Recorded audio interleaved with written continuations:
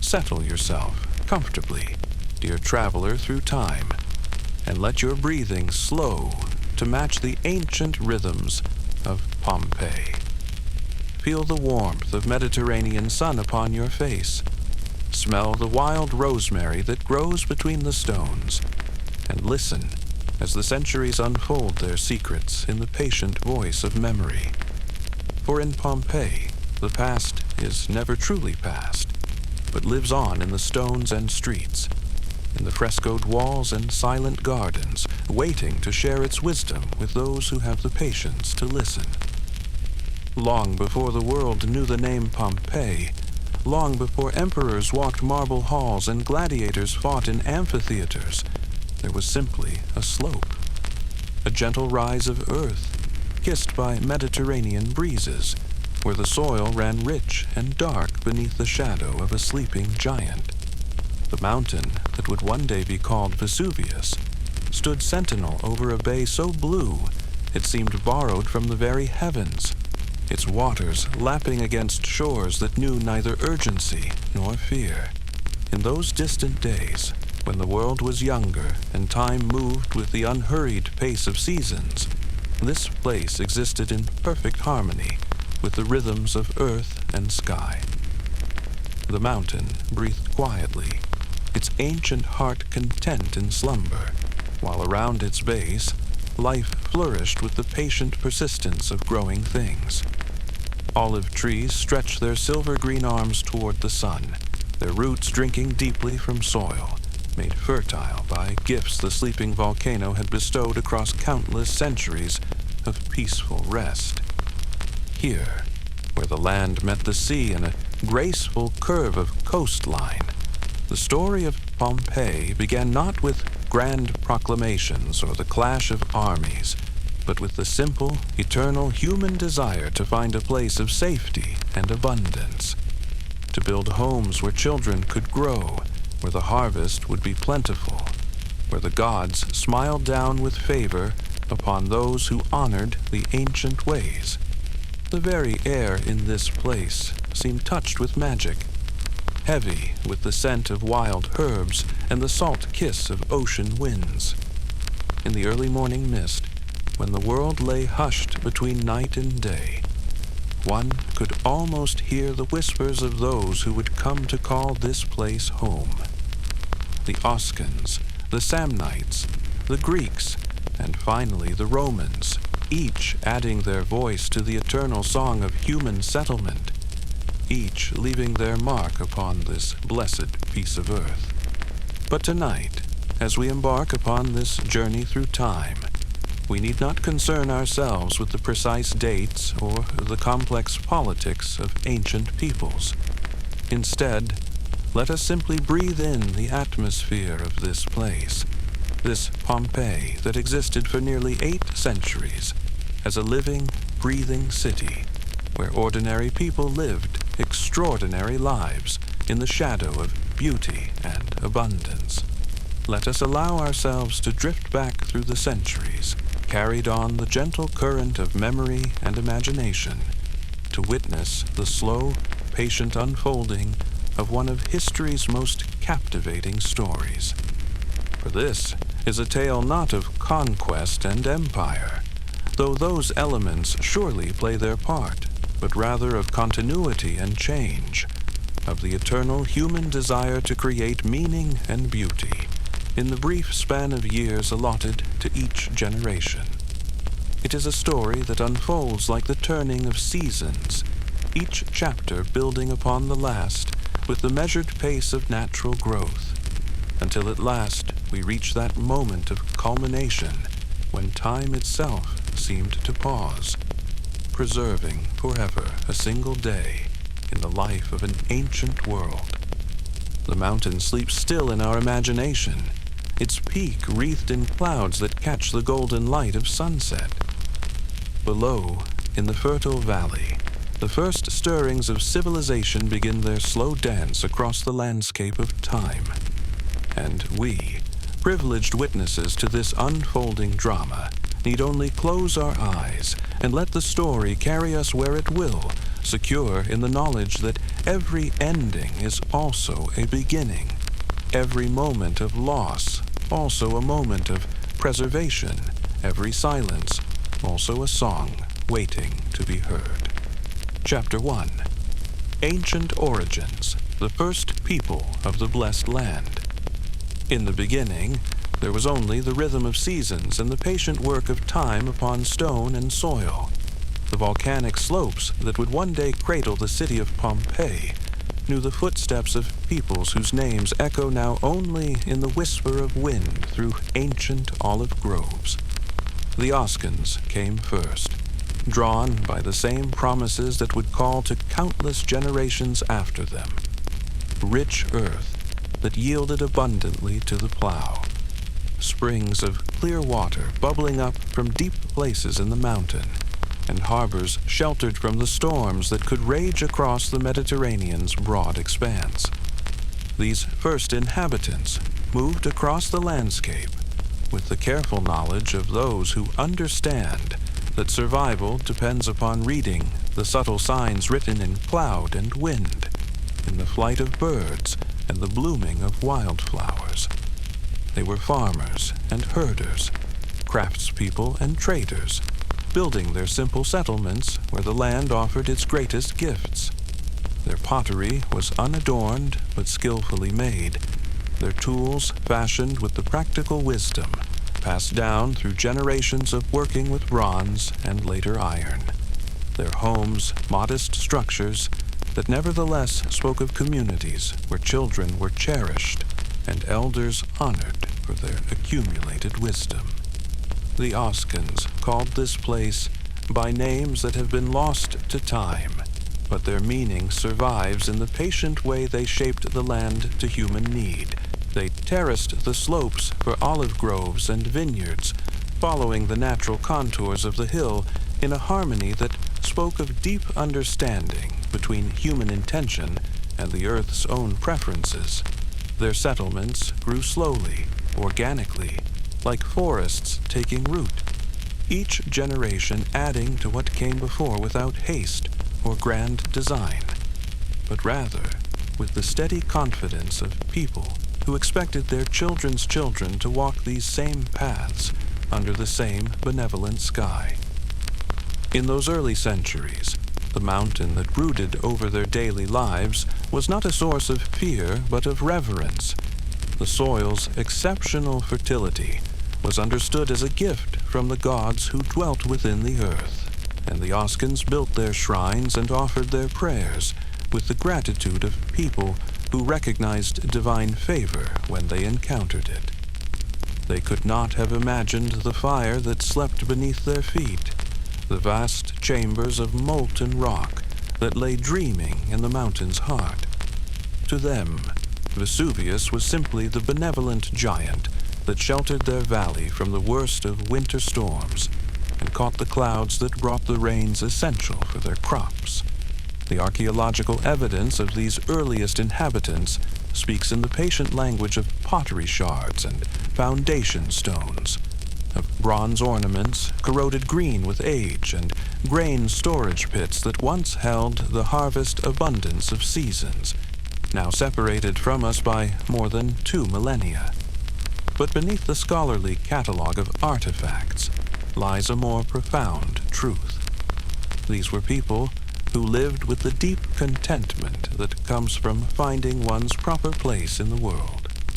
They woke each morning to the sight of the bay stretching away toward horizons that held the promise of trade and adventure. Yet they found their greatest satisfaction in the simple rhythms of planting and harvest, of tending flocks and crafting the objects that made life both possible and beautiful. As the centuries passed, the Oscan settlements began to take on the character that would define this blessed region throughout its long history. Markets developed where the hill paths met the coastal roads, places where farmers could trade their surplus grain for the fine pottery and metalwork produced in workshops that grew steadily more sophisticated. Children learned the arts of their parents, but they also learned to welcome the strangers who arrived with the changing seasons, traders from the islands, merchants from the growing cities to the north, craftspeople carrying new techniques and fresh ideas across the ancient trade routes that connected every settled place to every other in a web of human exchange. The Oscans were not empire builders or conquerors, but they were something perhaps more valuable in the long arc of history. They were culture creators, people who understood that civilization grows not from the imposition of power, but from the patient accumulation of wisdom, beauty, and prosperity shared freely among neighbors. Their influence would be felt in Pompeii long after their language was forgotten and their political independence surrendered to more aggressive neighbors. In the careful way later generations would tend their olive groves, in the hospitality extended to strangers, in the deep reverence for the household gods who protected each family's particular corner of this blessed earth. The spirit of the first people would live on. Time moved slowly in those ancient days, measured not by the urgency of imperial ambition, but by the natural cycles that governed all life. Spring brought the wildflowers that painted the hillsides in brilliant carpets of color. The summer brought the grape harvest and the pressing of olive oil. Autumn brought the grain harvest and the preparation for winter's contemplative rest. And through it all, the mountain stood watch over its people, its peak sometimes clear against the brilliant blue sky, sometimes wreathed in clouds that promised rain for the thirsty earth. When the Samnites came down from their mountain strongholds in the interior, they found not empty land awaiting conquest, but a settled, prosperous people who had spent centuries learning the secrets of this particular place. The absorption of Oscan communities into the broader Samnite Confederation happened not through violence, but through the patient processes of intermarriage, trade, and cultural exchange. The Samnites brought their own gifts, a more sophisticated understanding of defensive architecture, new techniques in metalworking, and connections to the broader networks of commerce that were beginning to knit the Italian peninsula into a single economic zone. Under Samnite influence, the settlements that dotted the volcanic slopes began to take on a more distinctly urban character.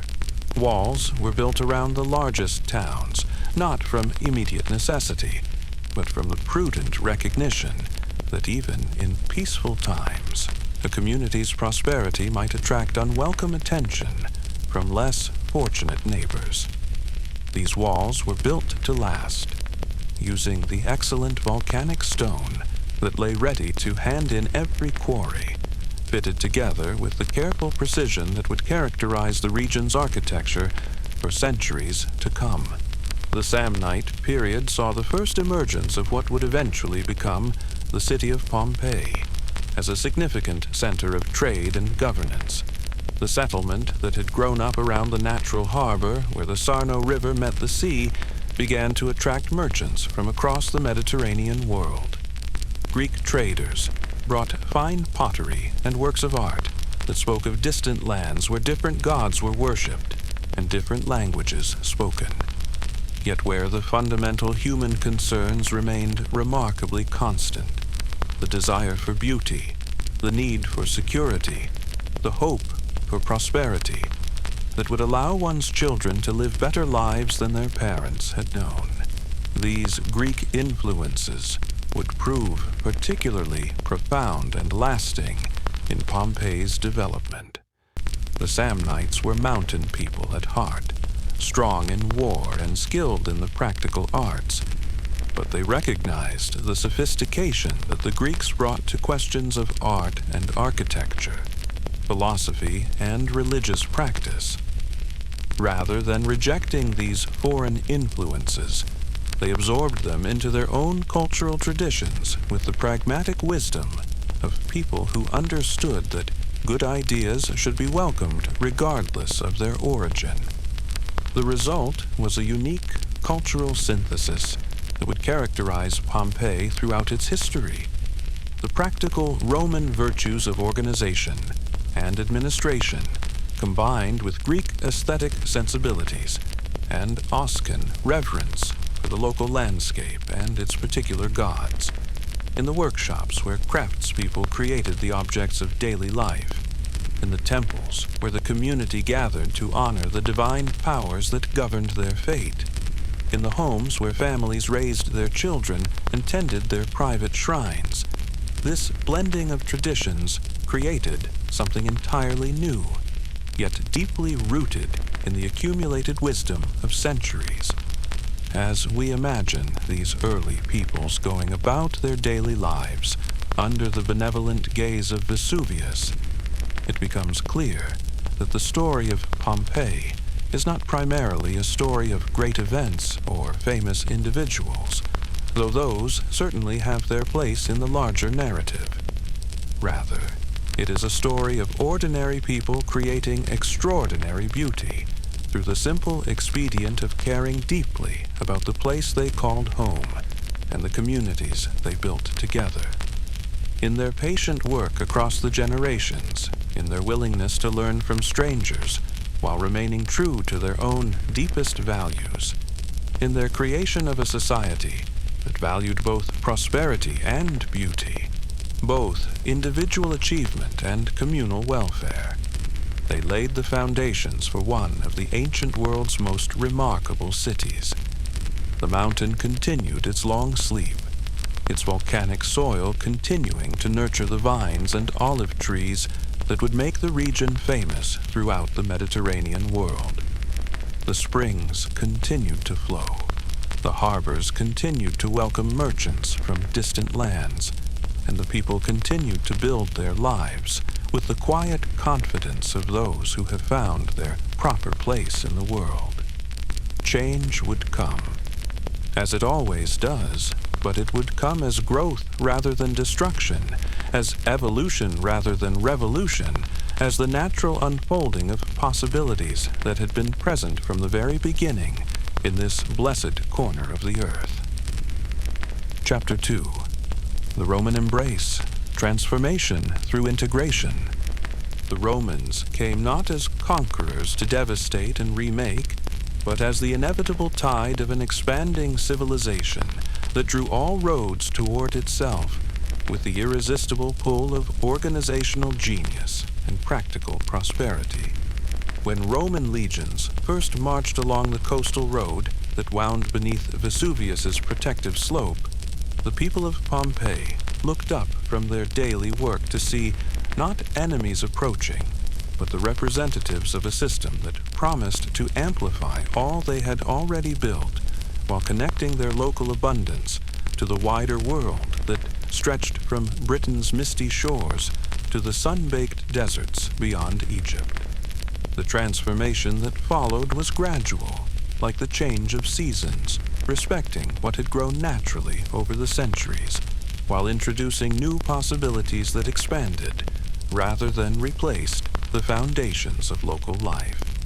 Roman engineers surveyed the existing settlements with the appreciative eyes of professionals who recognized good work when they encountered it. The Samnite walls were strong and well positioned.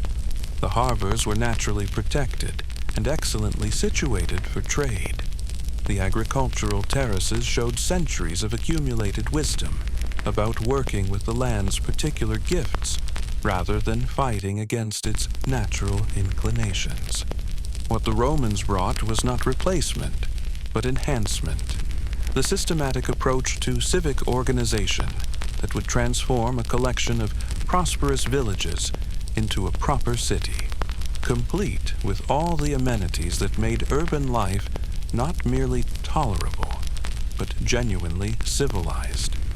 They brought the knowledge of how to channel fresh water across great distances through carefully graded aqueducts, how to design public buildings that could accommodate the needs of a growing population, how to create the legal and administrative frameworks that would allow commerce to flourish on a scale previously unimaginable.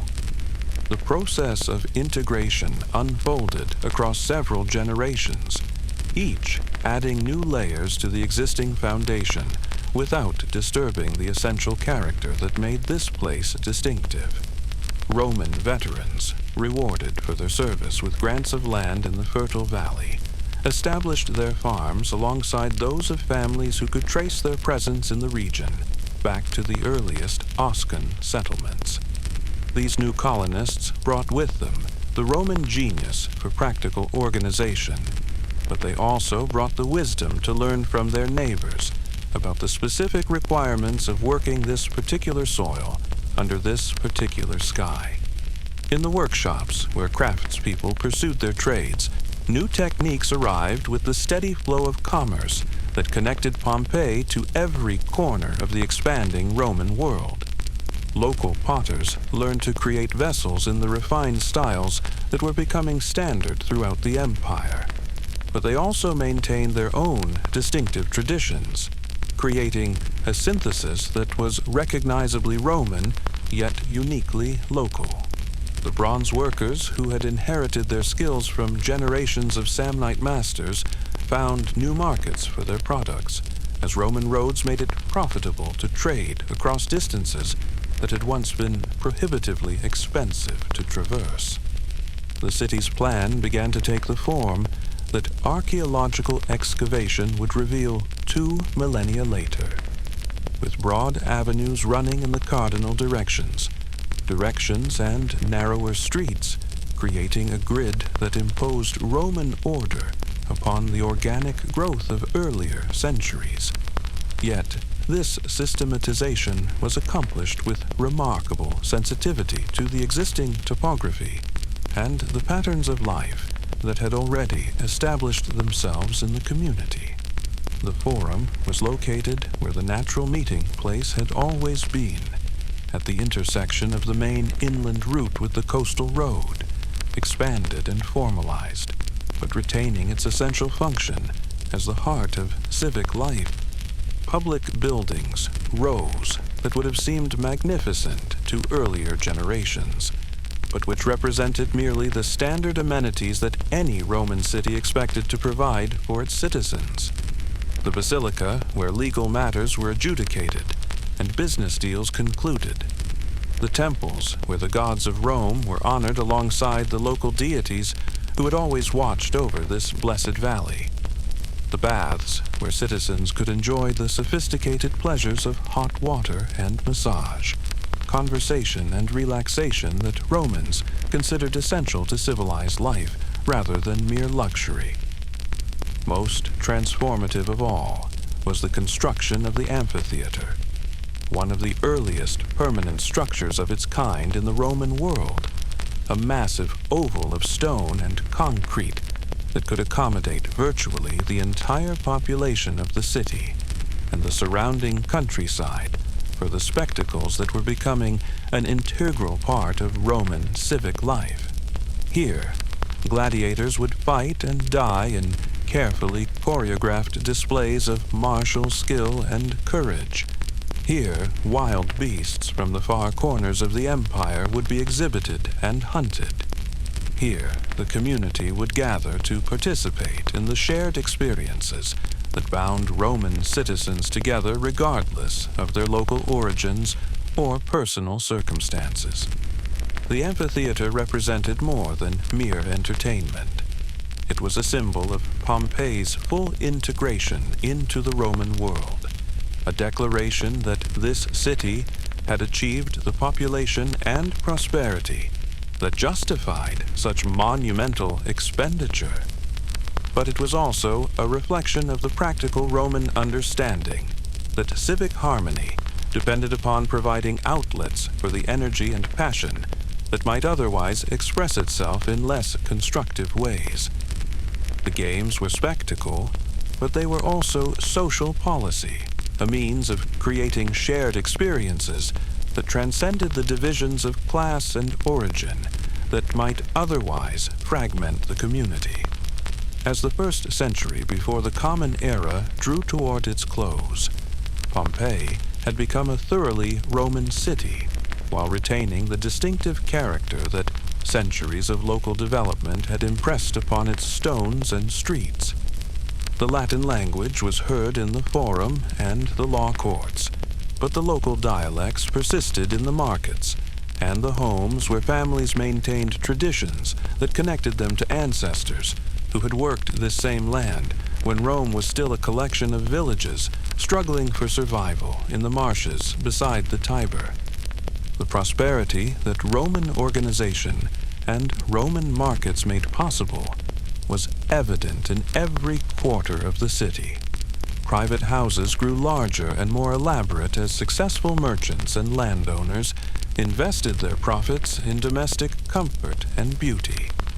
The walls of these homes bloomed with frescoes that brought the outside world indoors, creating gardens of paint and plaster, where mythological figures moved through landscapes that celebrated the abundance and beauty of the natural world. These artistic innovations represented another kind of synthesis, combining Roman technical skill with Greek aesthetic principles and local knowledge of the plants and animals that made this region distinctive. In the workshops and markets, in the public buildings and private homes, in the temples where incense burned before ancient altars, and the baths where citizens relaxed in warm pools that seemed like gifts from benevolent gods. Pompeii, in its Roman incarnation, achieved a kind of urban perfection that would serve as a model for cities throughout the empire. Yet, this perfection was not imposed from above, but grew organically from the marriage of Roman systematic thinking with local knowledge and appreciation for the particular gifts of place. The mountain that presided over all this development continued its ancient slumber, its volcanic soil continuing to provide the agricultural abundance that supported the city's growing population and funded its architectural magnificence. Roman engineers, with their characteristic attention to practical detail, had surveyed the entire region and pronounced it ideally situated for both agriculture and commerce. The climate was favorable, the soil was rich, the harbors were well protected, and the land routes that connected the city to Rome and the broader world were easily maintained across terrain that presented no significant obstacles to trade or communication. What no Roman engineer could have detected, what no amount of systematic observation could have revealed, was the vast chamber of molten rock that lay cooling beneath their carefully planned streets and forums. The fire that slept in the mountain's heart had been dormant so long that its very existence had passed beyond memory into myth, reduced to stories that attributed the region's exceptional fertility to the blessing of beneficent gods rather than to the periodic renewal that volcanic activity provided to the soil. In their confidence that the natural world could be understood and controlled through the application of reason and systematic effort, the Romans had achieved everything except the ability to see into the deep places where the Earth's most fundamental forces waited with the patience of geological time. But such knowledge was not necessary for the creation of a civilization that valued beauty and prosperity, order and comfort, individual achievement and communal welfare in measures that seemed perfectly balanced to those fortunate enough to call themselves citizens of this remarkable city. Pompeii, in its Roman maturity, was a place where a citizen could wake each morning with the reasonable expectation that the day would bring opportunities for useful work, profitable commerce, educational conversation, artistic appreciation, and spiritual reflection, all conducted within a framework of law and custom that protected individual rights while maintaining the social cohesion essential for urban life. The integration was complete, the transformation accomplished without losing what was most valuable from the past, while embracing what was most promising in the present. As the common era began, and the empire settled into the peace and prosperity that would characterize the best years of Roman rule. Pompeii stood as proof that civilizations could grow through inclusion rather than conquest, that diversity could strengthen rather than weaken the social fabric, and that human communities could achieve lasting beauty when they learned to work with rather than against the natural forces that shaped their particular corner of the world. Chapter 3. The Golden Age. Prosperity beneath the mountain's gaze. In the first century of the Common Era, as the Roman Empire reached the height of its power and confidence, Pompeii bloomed like a flower that has found its perfect soil and season. The city that had evolved slowly across the centuries from Oscan village to Samnite stronghold to Roman municipality now achieved a prosperity and sophistication that would have seemed magical to the farmers and herders who had first recognized the blessed qualities of this land beneath Vesuvius's protective slope. Yet this magnificence was not built upon conquest or exploitation, but upon the patient accumulation of wealth that came from producing what the wider world wanted to buy and welcoming what the wider world wanted to sell.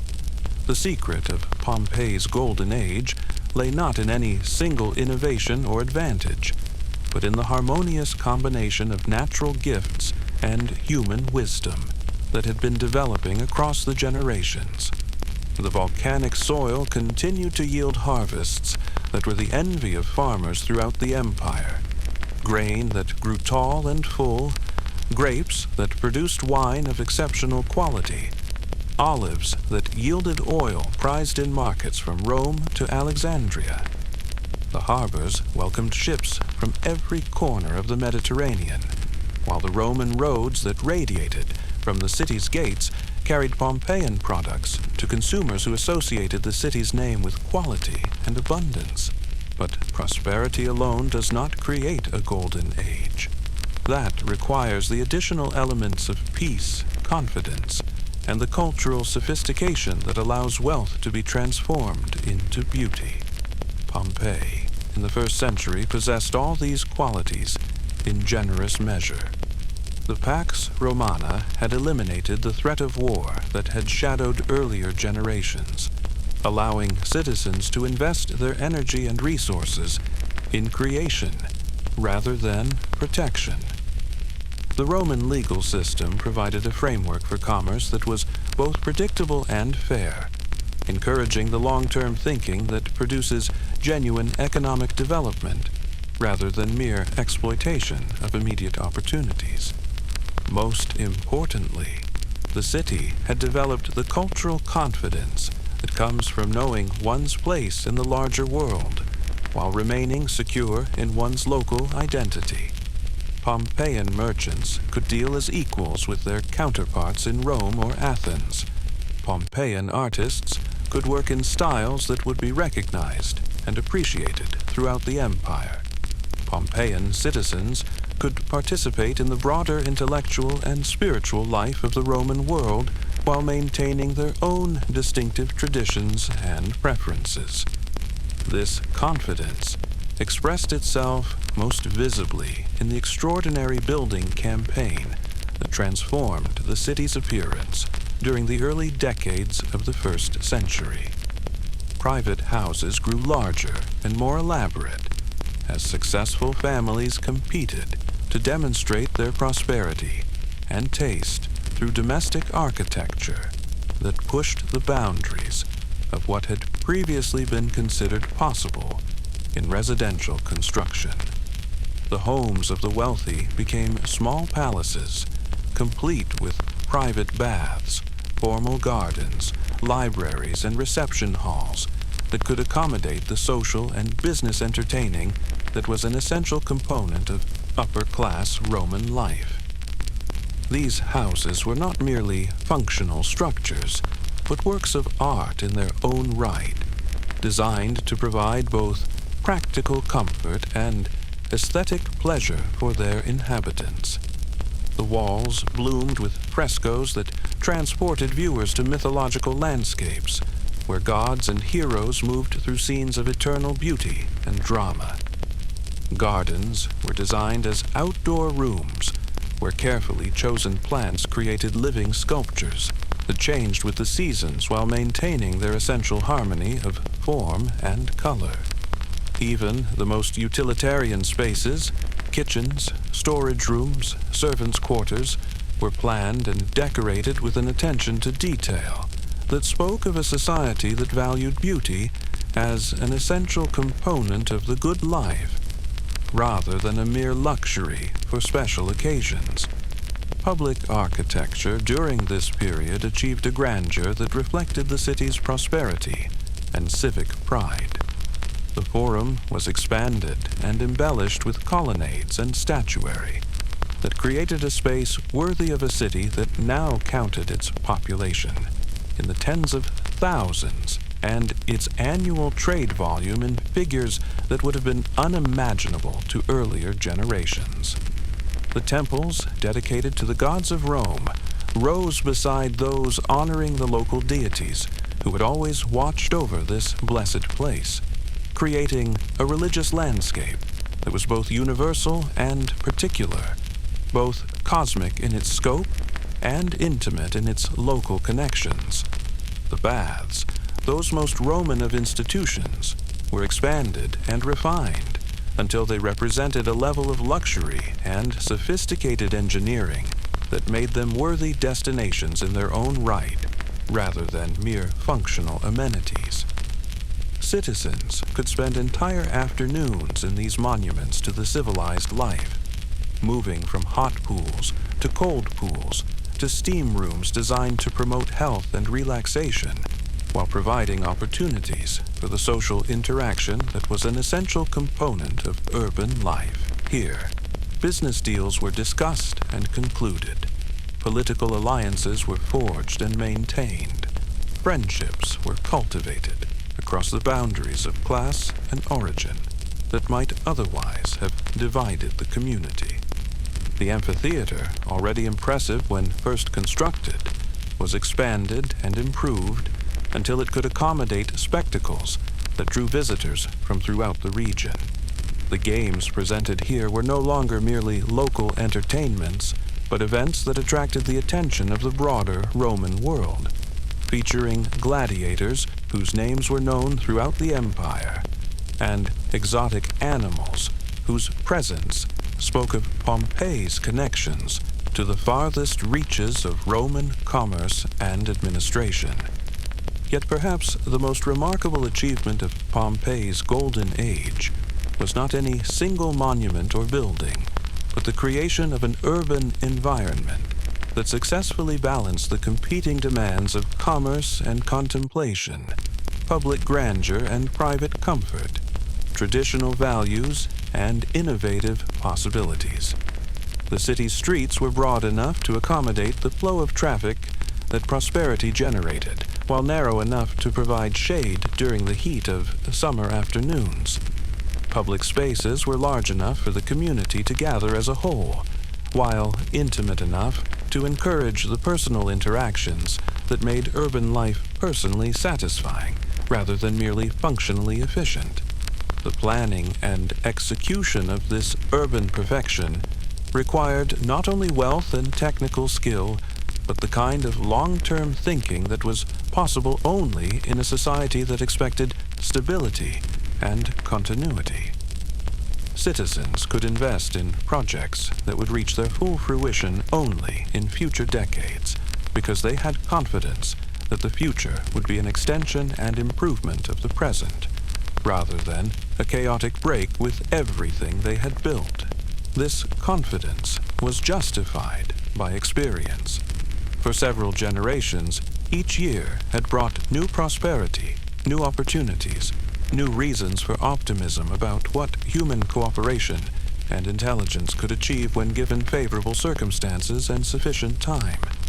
The cultural life of the city during this period reflected the same combination of local distinctiveness and cosmopolitan sophistication that characterized its architecture and commerce. Poets and philosophers found audiences for their work. Artists and craftspeople found patrons who appreciated beauty, and were willing to pay for excellence. Musicians and actors found venues where their talents could be displayed before audiences that included visitors from the most cultured cities of the empire. Yet this cultural sophistication never lost its connection to the local traditions and landscapes that gave Pompeii its distinctive character. In the workshops where artists created the objects that filled the city's homes and public buildings, traditional techniques were combined with new ideas in ways that produced innovations without losing connection to the wisdom of the past. Pompeian artists developed distinctive styles in fresco painting that would influence artistic development throughout the empire, creating narrative and decorative approaches that combined technical virtuosity with imaginative vision in measures that seemed perfectly balanced to contemporary observers and continue to impress viewers 20 centuries later. The agricultural abundance that supported all this urban sophistication reached new heights during the Golden Age, as Roman engineering and organization were applied to the development of the countryside that surrounded the city.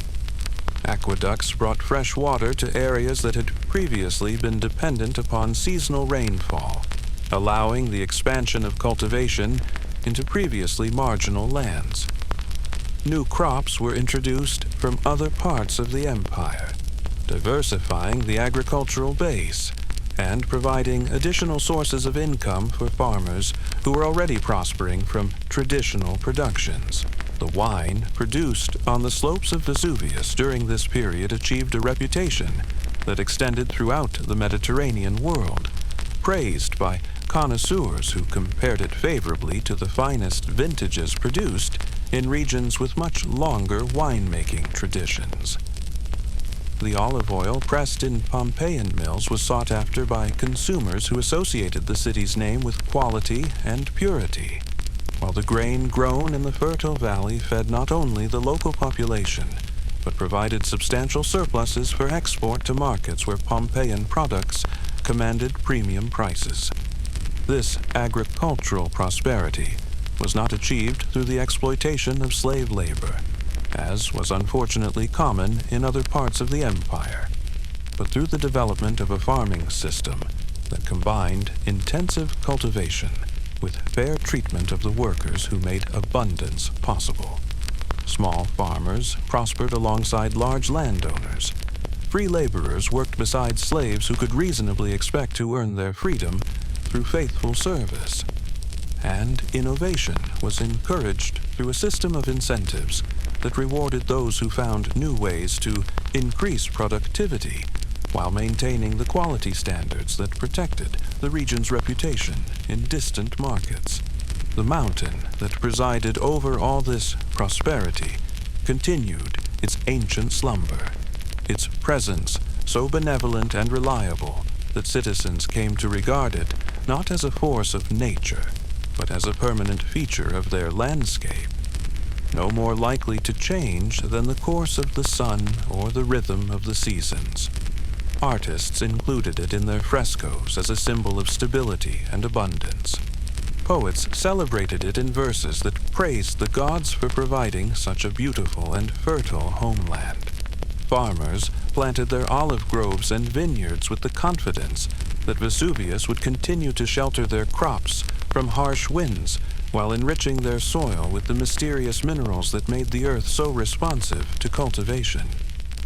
As the Golden Age reached its zenith in the middle decades of the 1st century, Pompeii had achieved what every human community aspires to but few ever accomplish: a way of life that successfully combined prosperity and beauty, individual opportunity and social cohesion, respect for tradition and openness to innovation. Citizens could pursue their private goals with a reasonable expectation of success, while participating in a community life that provided meaning and connection beyond individual achievement. The city had become not merely a place where people happened to live, but a home in the deepest sense, a place that shaped and was shaped by the lives of those who chose to make their futures within its protective embrace. Chapter 4. Daily Life in the Eternal City. The Rhythm of Prosperity. As dawn broke over Vesuvius in those golden years of the 1st century, painting the mountain's peak with light that seemed to flow like honey across the terraced slopes where vines and olive trees caught the early sun, the city of Pompeii awakened to rhythms that had been perfected across generations of peaceful prosperity. The sound that rose from the awakening streets was not the harsh clamor of a city driven by desperation or ambition, but the gentle murmur of a community confident in its routines, secure in its abundance, and content with the patterns of daily life that allowed each citizen to pursue both personal fulfillment and contributions to the common good. In the grand houses that lined the city's broader avenues, families began their days with the quiet ceremonies that connected them to ancestors, gods, and community in equal measure. The master of the house would visit the Narration, the private shrine where the household gods received their daily offerings of wine and incense, flowers and prayers that acknowledged the divine protection that made family prosperity possible. These were not burdensome obligations, but moments of genuine gratitude, recognition that individual success existed within a web of relationships that extended beyond the visible world into realms where the gods who governed fortune and fertility maintained their eternal watch over mortal endeavors. Children in these prosperous households awakened to days structured by education and play in measures that prepared them for adult responsibilities, while allowing them to enjoy the particular freedoms and pleasures that belonged uniquely to youth. Boys destined for public life learned Latin literature and Greek philosophy, mathematics, and rhetoric, while also absorbing the practical knowledge of agriculture and commerce that would enable them to manage family property and business interests with intelligence and integrity. Girls learned the domestic arts that would make them capable wives and mothers, but they also learned to read and write, to appreciate poetry and music, to understand the religious traditions that would make them effective partners in maintaining the spiritual life of their future families. The education of Pompeian youth was not limited to formal instruction, but included the constant informal learning that came from participating in a community where excellence was valued and displayed at every level. Children accompanied their parents to the forum, where they observed the conduct of business and the administration of justice, to the temples, where they learned the proper forms of religious observance, to the baths, where they absorbed the social skills that would enable them to function effectively in adult society. This apprenticeship in civilization was conducted with the patience and confidence that came from living in a stable society where the skills being taught would remain valuable throughout the students' lifetimes. In the workshops that lined the city's commercial streets, master craftsmen began their days with the satisfaction that came from working in trades where excellence was recognized and rewarded, where innovation was encouraged and tradition respected, where the products of skilled hands found ready markets among consumers who appreciated quality and were willing to pay for it. The bronze workers who had inherited their techniques from generations of Samnite masters now created objects that were prized throughout the empire, combining traditional skills with new designs that reflected the cosmopolitan influences flowing through Pompeii's connection to the broader Roman world. The potters, who shaped clay into vessels for daily use and artistic display, worked with materials that were themselves products of the volcanic soil that made their region distinctive. The particular qualities of local clay, enriched by minerals that came from the mountain's ancient activity, produced pottery that was both beautiful and practical, capable of holding the finest wines without affecting their flavor, suitable for the storage of olive oil without absorbing unwanted odors, perfect for the serving of food at the elaborate dinner parties that were an essential component of upper-class social life. In the bakeries that provided daily bread for the entire population, bakers began their work in the hours before dawn, tending ovens that had been heating through the night, kneading dough that would emerge as the loaves that sustained both body and spirit in a society that understood food as both necessity and pleasure. The grain they worked with came from fields that stretched across the fertile valley, milled in facilities that used the latest Roman engineering to ensure consistent quality, distributed through a system that guaranteed fresh bread for every citizen, regardless of economic status. The markets that surrounded the forum filled each morning with the abundance that the region's agriculture and the city's commerce made available to Pompeian consumers. Vendors arranged displays of fruits and vegetables that reflected the extraordinary fertility of volcanic soil, presenting produce that was not only nutritious, but beautiful enough to serve as decoration in homes where aesthetic pleasure was considered as important as practical utility. Fish from the bay lay on beds of ice imported from the mountains, their silver scales catching the light in displays that celebrated the bounty of sea as well as land. Merchants from distant places set up stalls offering goods that connected Pompeii to every corner of the known world. Silk from China that had traveled the entire length of the famous trade routes. Spices from India that could transform simple ingredients into culinary masterpieces. Ivory from Africa carved into objects of remarkable delicacy and beauty. Amber from the northern forests that held ancient insects in transparent prisons of golden resin. These exotic goods were not mere curiosities, but integral components of a lifestyle that valued beauty and refinement as achievements worthy of investment and effort. The public baths that served as social centers for citizens of every class filled during the afternoon hours with Pompeians who understood bathing not as mere hygiene, but as a sophisticated form of relaxation and social interaction. Here, business relationships were cultivated over conversations that meandered from politics to philosophy, from family news to speculation about affairs in distant provinces. The hot pools and steam rooms, the massage chambers and exercise areas created an environment where the barriers of class and profession dissolved in the shared appreciation for physical comfort and social connection. In these baths, a successful merchant might find himself relaxing beside a magistrate and a visiting scholar, their differences in occupation and status rendered temporarily irrelevant by their common participation in rituals of cleanliness and relaxation that were among the most distinctively Roman contributions to civilized life. Here, policies were discussed and opinions formed. Business partnerships were proposed and cultural events planned. Friendships were maintained across the generations in ways that created the social cohesion essential for urban prosperity.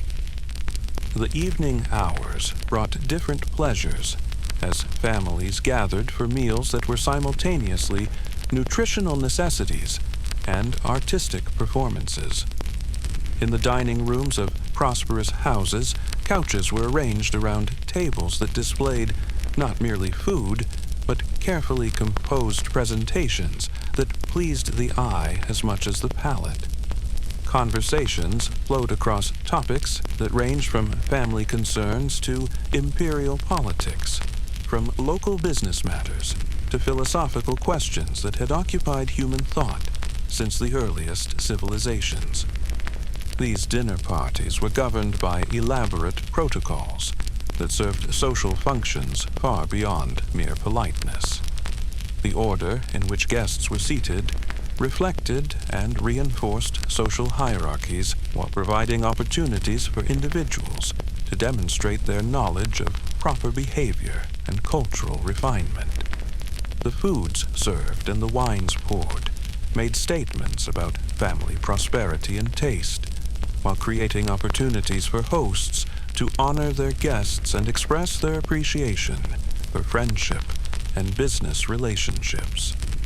Entertainment during these meals often included poetry readings and musical performances that maintained connections to cultural traditions, while introducing new works that reflected contemporary interests and concerns. Poets found audiences who appreciated both technical skill and innovative vision. Musicians experimented with new instruments and compositions that combined familiar melodies with exotic influences from distant provinces. Dancers performed traditional dances alongside new creations that reflected the cosmopolitan spirit of imperial civilization. In the religious life of the city, daily observances connected individual families and the community as a whole to the divine powers that were understood to govern all aspects of human existence. The temples that rose throughout Pompeii served not only as centers for formal religious ceremonies, but as focal points for community identity and spiritual reflection. Citizens brought offerings that expressed gratitude for prosperity enjoyed and hopes for continued divine favor, participating in rituals that connected them to ancestors who had worshipped the same gods in the same sacred spaces. The mystery religions that had spread throughout the empire during this period found enthusiastic followers among Pompeians who sought spiritual experiences that went beyond the formal observances of traditional civic religion. The cult of Isis offered initiation into ancient Egyptian wisdom about death and resurrection, while the worship of Dionysus provided ecstatic experiences that connected participants to the divine forces that governed fertility and abundance. These newer religious movements existed alongside rather than in competition with traditional Roman religion, creating a spiritual landscape that was both diverse and harmonious. As night fell over the city and citizens prepared for sleep, the last sounds that echoed through the streets were not of disorder or anxiety, but of a community at peace with itself and confident in its future. Night watchmen made their rounds along streets that were generally safe for peaceful citizens, while in private homes, families concluded their days with prayers and rituals that expressed gratitude for the day's blessings and hope for the morrow's opportunities. The mountain that watched over all these daily activities continued its ancient slumber, its presence so reliable and benevolent that it had become not merely part of the landscape, but part of the community's identity. Artists included its distinctive silhouette in frescoes that decorated private homes. Poets celebrated its beauty in verses that were recited at dinner parties and religious festivals. Farmers planned their plantings and harvests according to seasonal patterns that seemed as permanent and predictable as the mountain itself. In the profound contentment of these daily rhythms, in the successful balance of work and leisure, tradition and innovation, individual aspiration and community responsibility, Pompeii had achieved what every human society aspires to create, a way of life that was both prosperous and meaningful, both beautiful and sustainable, both rooted in a particular place and open to the wider world. Citizens could pursue their private goals while contributing to a common good that made individual success both possible and worthwhile, creating a civilization that seemed as enduring and reliable as the mountain that sheltered it. Chapter 5. The Warning Signs. Earth's Restless Stirring. In the tranquil years of Pompeii's golden age, when prosperity seemed as permanent as the mountain that sheltered the city, and citizen walked familiar streets with the confidence of those who had found their perfect place in the world, the earth itself began to whisper warnings that no human wisdom was equipped to understand. These first intimations of change came not as dramatic announcements, but as subtle alterations in the familiar patterns of daily life, signs so gentle and gradual that they were easily attributed to natural variations in weather and season, rather than recognized as harbingers of transformation beyond anything in living memory.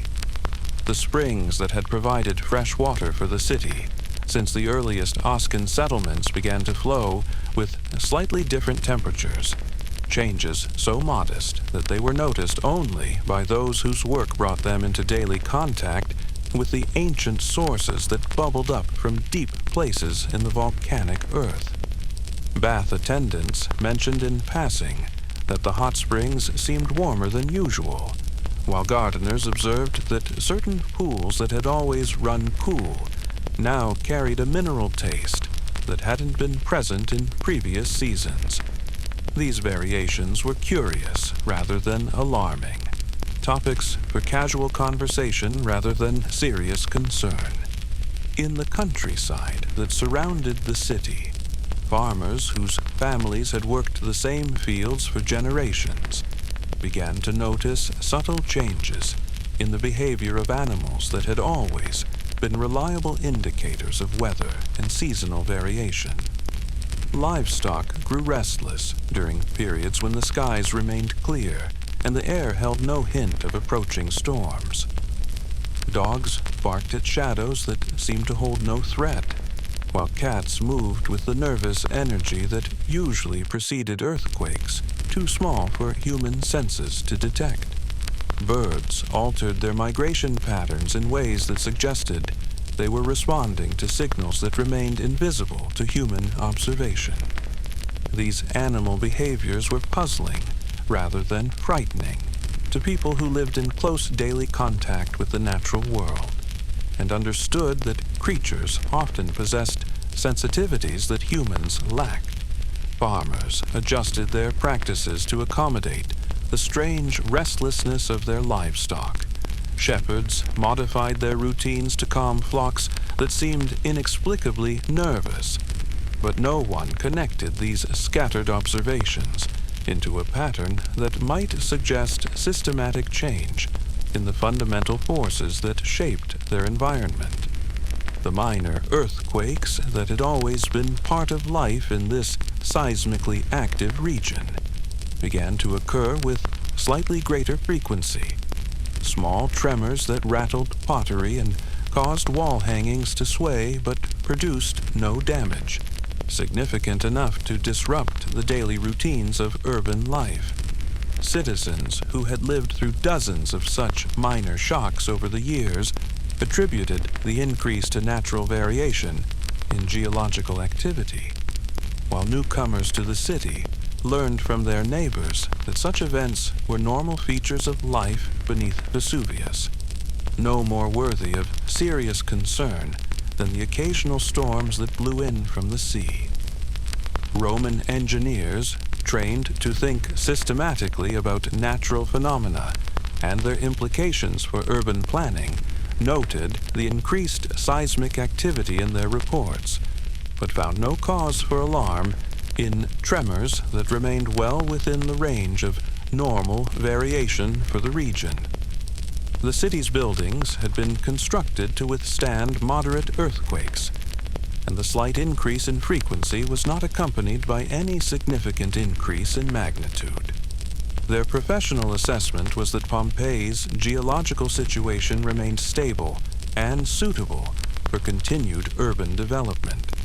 In the wine shops and olive groves that dotted the volcanic slopes, workers began to notice that certain areas where the soil had always been particularly fertile now seemed almost unnaturally productive, yielding harvests that exceeded even the abundant norms that had made the region famous throughout the empire.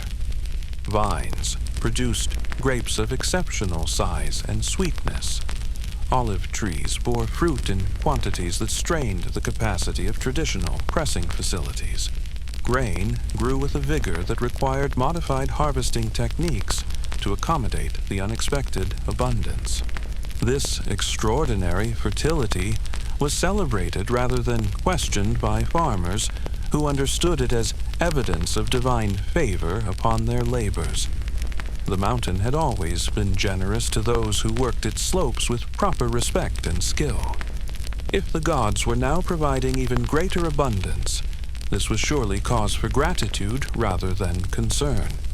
Festivals honoring the deities of agriculture and fertility drew larger crowds than usual, as communities expressed their appreciation for prosperity that seemed to surpass even their most optimistic expectations.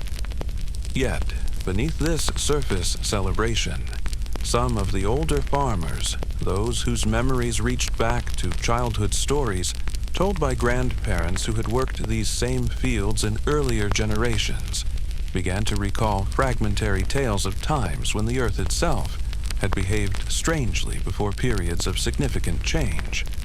These were not coherent historical accounts, but scattered recollections of folklore and family tradition.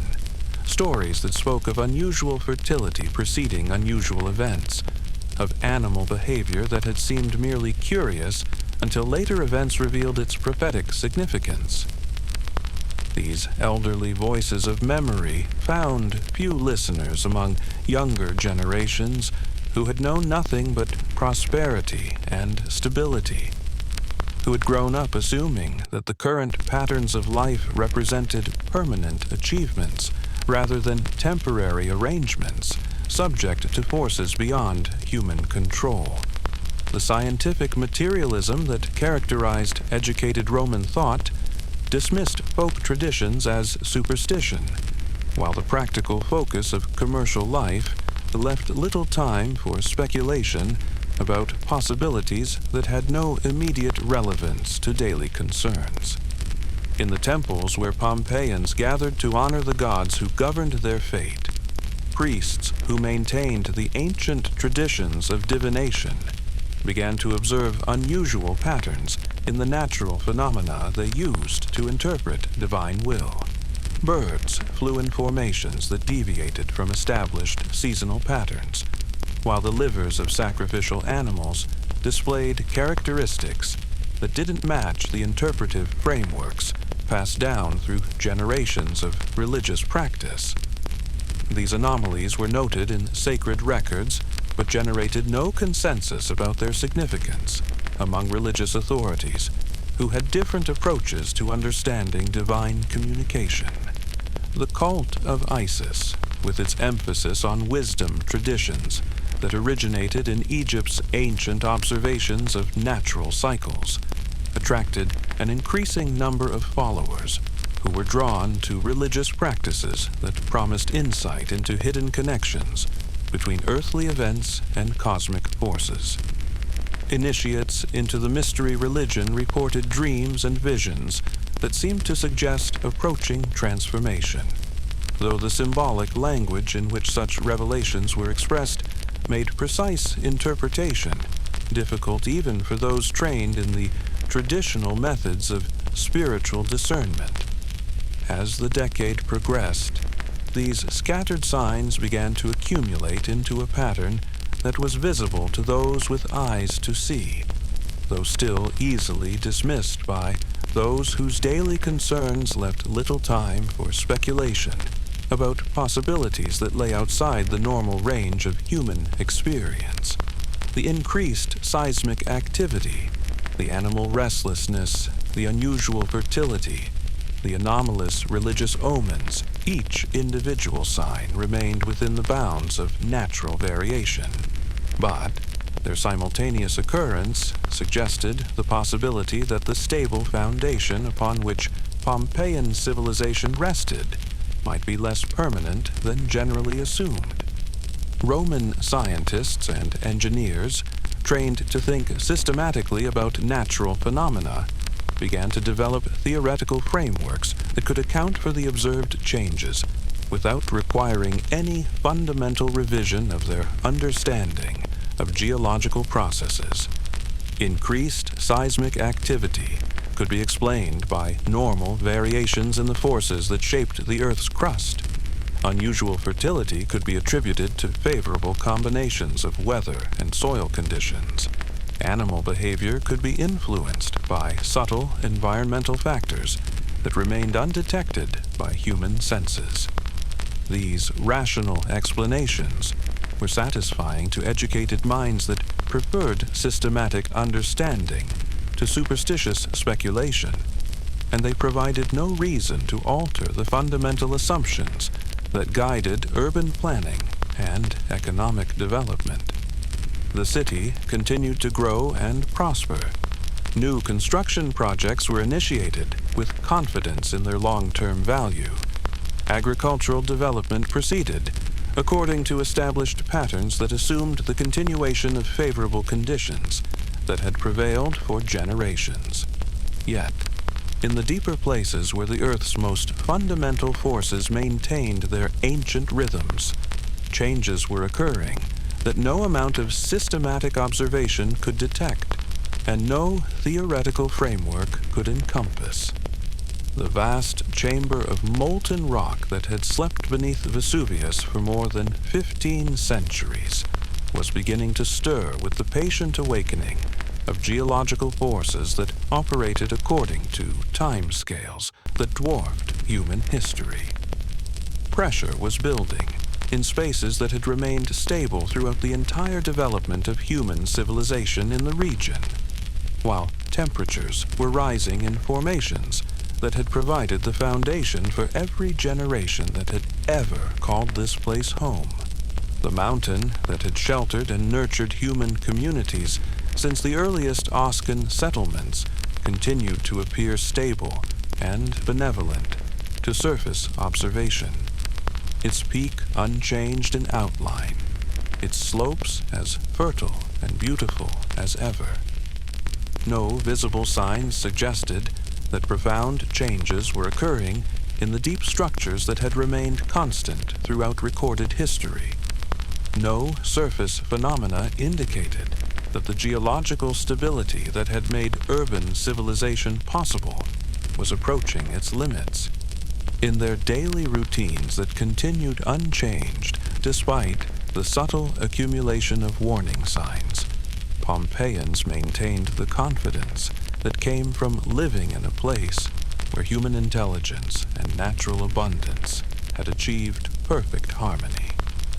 The slight increase in earthquake frequency was accommodated through minor adjustments in building maintenance. The unusual animal behavior was noted, but not allowed to disrupt agricultural and commercial schedules. The anomalous religious omens were recorded, but not permitted to influence practical decision-making processes. As summer approached, in what would prove to be the final year of Pompeii's existence, citizens prepared for the seasonal festivals and agricultural activities that had marked the rhythm of life in the city for generations beyond memory. The warning signs that had accumulated over the previous years remained scattered and ambiguous, easily explained by natural variation, readily accommodated within existing frameworks of understanding. No human wisdom could have interpreted them correctly. No amount of careful observation could have revealed their true significance. No systematic investigation could have uncovered the vast forces that were approaching their moment of release. The mountain slept on in the perception of those who lived beneath its protective shadow, its ancient fire as invisible to human detection as it had been throughout the centuries when successive civilizations had built their lives upon the assumption that the Earth itself provided a foundation as reliable as the movement of stars across the seasonal sky. Chapter 6, The Final Day, When Time Stopped Forever. On the morning of what would become the most famous day in the ancient world, Pompeii awakened to the same gentle rhythms that had marked countless previous mornings in the golden years of imperial prosperity.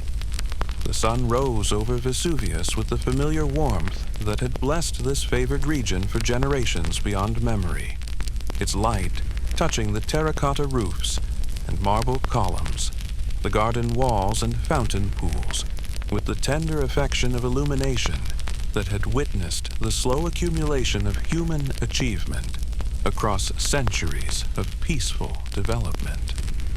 Citizens emerged from their homes to begin another day that promised to unfold according to patterns perfected through generations of prosperous routine. In the bakeries, fires were kindled in ovens that had provided daily bread for the community since the early years of Roman settlement. In the workshops, craftsmen arranged their tools and materials for another day of creating the objects that made life both beautiful and functional. In the markets, vendors prepared displays of the agricultural abundance that made Pompeii a byword for prosperity throughout the Mediterranean world. The morning's minor earthquake, stronger than usual but still within the range of familiar experience, caused some disruption to the daily routines, but generated no particular alarm among citizens who had learned to accommodate such geological reminders of their region's seismic character.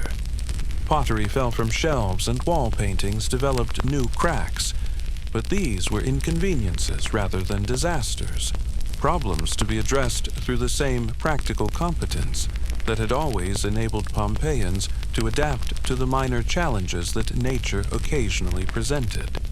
In the forum, magistrates conducted the public business that kept the city functioning smoothly, addressing the administrative details that maintained law and order, collected taxes and customs duties, supervised public works and religious observances. Citizens gathered to conduct private business that required legal oversight, to participate in the commercial exchanges that connected Pompeii to markets throughout the empire, to engage in the social interactions that made urban life personally satisfying, as well as economically productive. The baths filled with their usual afternoon crowds as citizens sought the relaxation and social contact that had become integral to their conception of civilized living.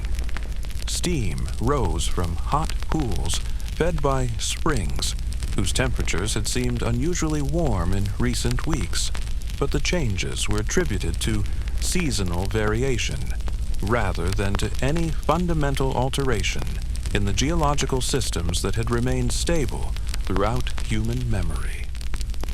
Conversations flowed across the full range of topics that occupied an educated and prosperous community: politics and philosophy, business and family concerns, cultural events, and religious obligations. In private homes throughout the city, families pursued the domestic activities that created the foundation for public prosperity and individual happiness. Children attended to studies that would prepare them for adult responsibilities in a society that valued both practical competence and cultural refinement. Women supervised household activities that transformed raw materials into the comfort and beauty that made private life a source of genuine satisfaction. Men attended to business concerns that connected family welfare to the broader economic networks that sustained urban civilization. The afternoon brought the first signs that this day would be different from all those that had preceded it, though even these initial warnings were ambiguous enough to permit hope that the disturbances would prove temporary and manageable. The ground began to shake with a persistence that exceeded the brief tremors that marked normal seismic activity, while underground rumblings suggested forces at work beneath the Earth's surface that were unfamiliar to human experience in the region. Animals throughout the city and countryside began to exhibit the extreme agitation that had puzzled observers for months, but which now assumed an urgency that could no longer be dismissed as mere seasonal restlessness. Dogs howled with an intensity that suggested terror rather than mere discomfort. Horses reared and fought their handlers with strength born of desperation. Birds took flight in chaotic formations that ignored the natural patterns that usually governed their movements. In the workshops, where craftsmen had been pursuing their trades with the focused attention that excellence required, tools began to rattle on their benches, and pottery vibrated with harmonics that transformed familiar spaces into environments that seemed suddenly alien and threatening. The bronze workers whose families had practiced their trade for generations found that their furnaces began to behave erratically, drawing air with unusual force while producing temperatures that seemed to exceed normal limits. The springs that had provided fresh water for the city since its earliest establishment began to flow with visible changes in color and mineral content, while the temperatures that had seemed merely warm in previous weeks now became uncomfortable to the touch. Bath attendants attempted to adjust the flow of water to maintain the comfortable conditions that patrons expected, but found that their usual techniques were inadequate to control sources that seemed to be responding to influences beyond human management. As afternoon progressed toward evening, the earthquakes that had marked the beginning of the day's unusual events began to increase in both frequency and intensity, creating a continuous shaking that made normal activities increasingly difficult to maintain. Citizens who had planned to attend theatrical performances or dinner parties found themselves reconsidering their evening plans as the practical challenges of movement through unstable streets began to outweigh social obligations. In the temples, where priests maintained the daily observances that connected the community to divine protection, ritual objects began to fall from their accustomed places, while the sacred fires that were never allowed to die flickered with unusual colors that suggested the presence of gases or minerals that had not been present in previous ceremonies. Religious authorities attempted to interpret these phenomena according to traditional methods of divination, but found that their inherited wisdom provided no clear guidance for understanding events that lay outside previous human experience. The harbor area, where ships from throughout the Mediterranean normally found secure anchorage in waters that had been reliable for centuries, began to experience unusual wave patterns that seemed unrelated to weather conditions or tidal cycles.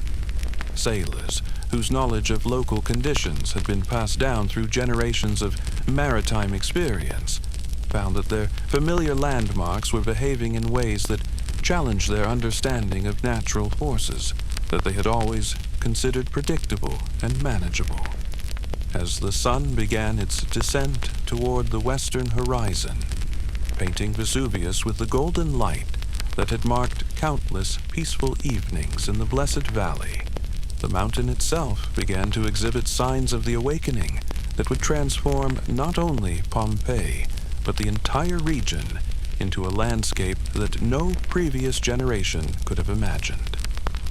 Small puffs of steam began to emerge from the peak that had remained unchanged throughout recorded history, while the air itself began to carry scents that were unfamiliar to human experience. Sulfurous odors that spoke of deep places where the Earth's most fundamental forces maintained their ancient power. The city's response to these escalating phenomena reflected the practical competence and social cohesion that had characterized Pompeian civilization throughout its development. Citizens helped neighbors secure loose objects and repair minor damage from the ongoing earthquakes, while magistrates attempted to maintain public order through the application of established procedures for dealing with natural disasters. The accumulated wisdom of generations of successful urban management was brought to bear on challenges that seemed unprecedented in degree but not fundamentally different from the periodic difficulties that had always required community cooperation and individual resourcefulness. Yet as darkness began to fall over the city, and the mountain's mysterious stirrings became more pronounced, it became increasingly clear that the established frameworks for understanding and responding to natural phenomena were inadequate to encompass the forces that were approaching their moment of release. The earthquakes that had seemed manageable in the morning had become a continuous shaking that made normal movement and activity impossible, while the mountain's emissions were beginning to affect air quality in ways that made breathing difficult and vision unclear. In homes throughout the city, families gathered to comfort one another and to seek divine protection through prayers and offerings that expressed the universal human response to forces beyond mortal control. The household shrines where daily observances had connected private life to cosmic order became focal points for desperate appeals to gods who seemed suddenly distant from the immediate concerns of their worshippers. Children huddled close to parents who struggled to maintain composure while facing circumstances that challenged every assumption about the reliability of the natural world. The final hours of daylight brought escalating signs that the forces stirring beneath Vesuvius were approaching a culmination that would exceed anything in human memory or imagination. The steam emerging from the mountain's peak began to carry ash and small stones that fell like deadly snow upon the countryside that had always been blessed with fertility and abundance. The air itself became difficult to breathe as volcanic gases mixed with the familiar atmosphere in combinations that created toxic conditions throughout the region. As the sun set on what would prove to be the last day of Pompeii's existence, citizens who had awakened that morning with the comfortable expectation of another routine day in their familiar paradise found themselves facing circumstances that challenged every assumption about the reliability of the world they had built across generations of patient effort. The mountain that had sheltered and blessed their community since its earliest establishment was revealing aspects of its nature that no amount of human observation and analysis had been able to detect or predict. In the final moments before the volcanic forces that had been building for centuries achieved their catastrophic release, Pompeii remained recognizably itself, a prosperous Roman city where families had made their homes, artists had created beauty, merchants had built fortunes, and citizens had participated in the complex social life that represented the highest achievements of ancient civilization. The streets and buildings, the public spaces and private gardens, the temples and workshops continued to reflect the accumulated wisdom and aesthetic achievement of centuries of human development, even as the earth itself prepared to demonstrate the ultimate limitations of human control over the natural forces that govern all earthly existence. Chapter 7.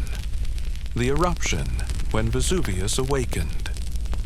As the final light of what would be remembered as Pompeii's last peaceful day faded behind the darkening silhouette of Vesuvius, the mountain that had slumbered so benevolently for more than 15 centuries began to reveal the true magnitude of the forces that had been building in its hidden depths. What began as wisps of steam and scattered ash escalated with terrifying speed into a volcanic eruption of such violence and scale that it would fundamentally alter not only the landscape of the Bay of Naples, but the entire understanding of natural forces that had shaped human civilization since its earliest beginnings. The initial explosion, when it came in the early morning hours, was unlike anything in recorded human experience. A sound that seemed to tear the very fabric of the world, audible across hundreds of miles, powerful enough to shatter windows in distant cities and cause panic among people who had no understanding of its source. The mountain's peak, which had remained unchanged throughout the entire span of human settlement in the region, was transformed in an instant into a column of fire and ash that rose into the sky with such force that it was visible from Rome itself, a pillar of destruction that seemed to connect earth and heaven in a display of power that dwarfed every human achievement. In Pompeii, the initial moments of the eruption brought not the flowing lava that might have been expected from popular understanding of volcanic activity, but rather a deadly rain of volcanic material that began to accumulate on roofs and in streets with a speed that made escape increasingly difficult for those who had not fled immediately upon recognizing the unprecedented nature of the disaster unfolding around them. The pumice stones that fell from the sky were small at first, no larger than pebbles, but they fell in such quantity and with such persistence that they quickly began to create significant accumulations that made movement through the city's streets increasingly treacherous. Citizens who had initially sought shelter in their homes, following the natural human instinct to retreat to familiar spaces during times of danger, found that the structures that had provided security and comfort for generations were becoming traps as the weight of accumulating volcanic material began to stress roofs that had never been designed to bear such loads. The tiles and timbers that had sheltered countless family gatherings and provided the foundation for domestic prosperity began to crack and groan under pressure that increased with each passing hour. Those who recognized early in the eruption that their only hope lay in immediate flight from the city faced a landscape that was being transformed even as they moved through it. The familiar streets that had connected them to neighbors and markets, temples and workshops were disappearing beneath accumulations of volcanic debris that made navigation increasingly difficult and dangerous. The ash that filled the air created an artificial twilight that turned day into night, while the continuing fall of pumice stones made every step a calculated risk. The harbor, which had welcomed ships from throughout the Mediterranean and provided Pompeii's essential connection to the broader world of imperial commerce, became a scene of desperate confusion as vessels attempted to flee the unprecedented conditions while struggling with air so thick with volcanic material that normal navigation became impossible. Sailors whose ancestors had worked these waters for generations found themselves in an environment that bore no resemblance to anything in their accumulated experience, where familiar landmarks disappeared beneath the falling ash, and the very air became hostile to human survival. For those who remained in the city, whether from inability to flee or from the desperate hope that the eruption would prove to be a temporary phenomenon, like the minor earthquakes that had marked normal life in the region, the progression of the disaster brought increasingly impossible conditions for human survival. The pumice fall that had begun as an inconvenience escalated into a deadly accumulation that reached depths of several feet within the first few hours, making movement through the streets nearly impossible, while creating conditions that threatened the structural integrity of every building in the city.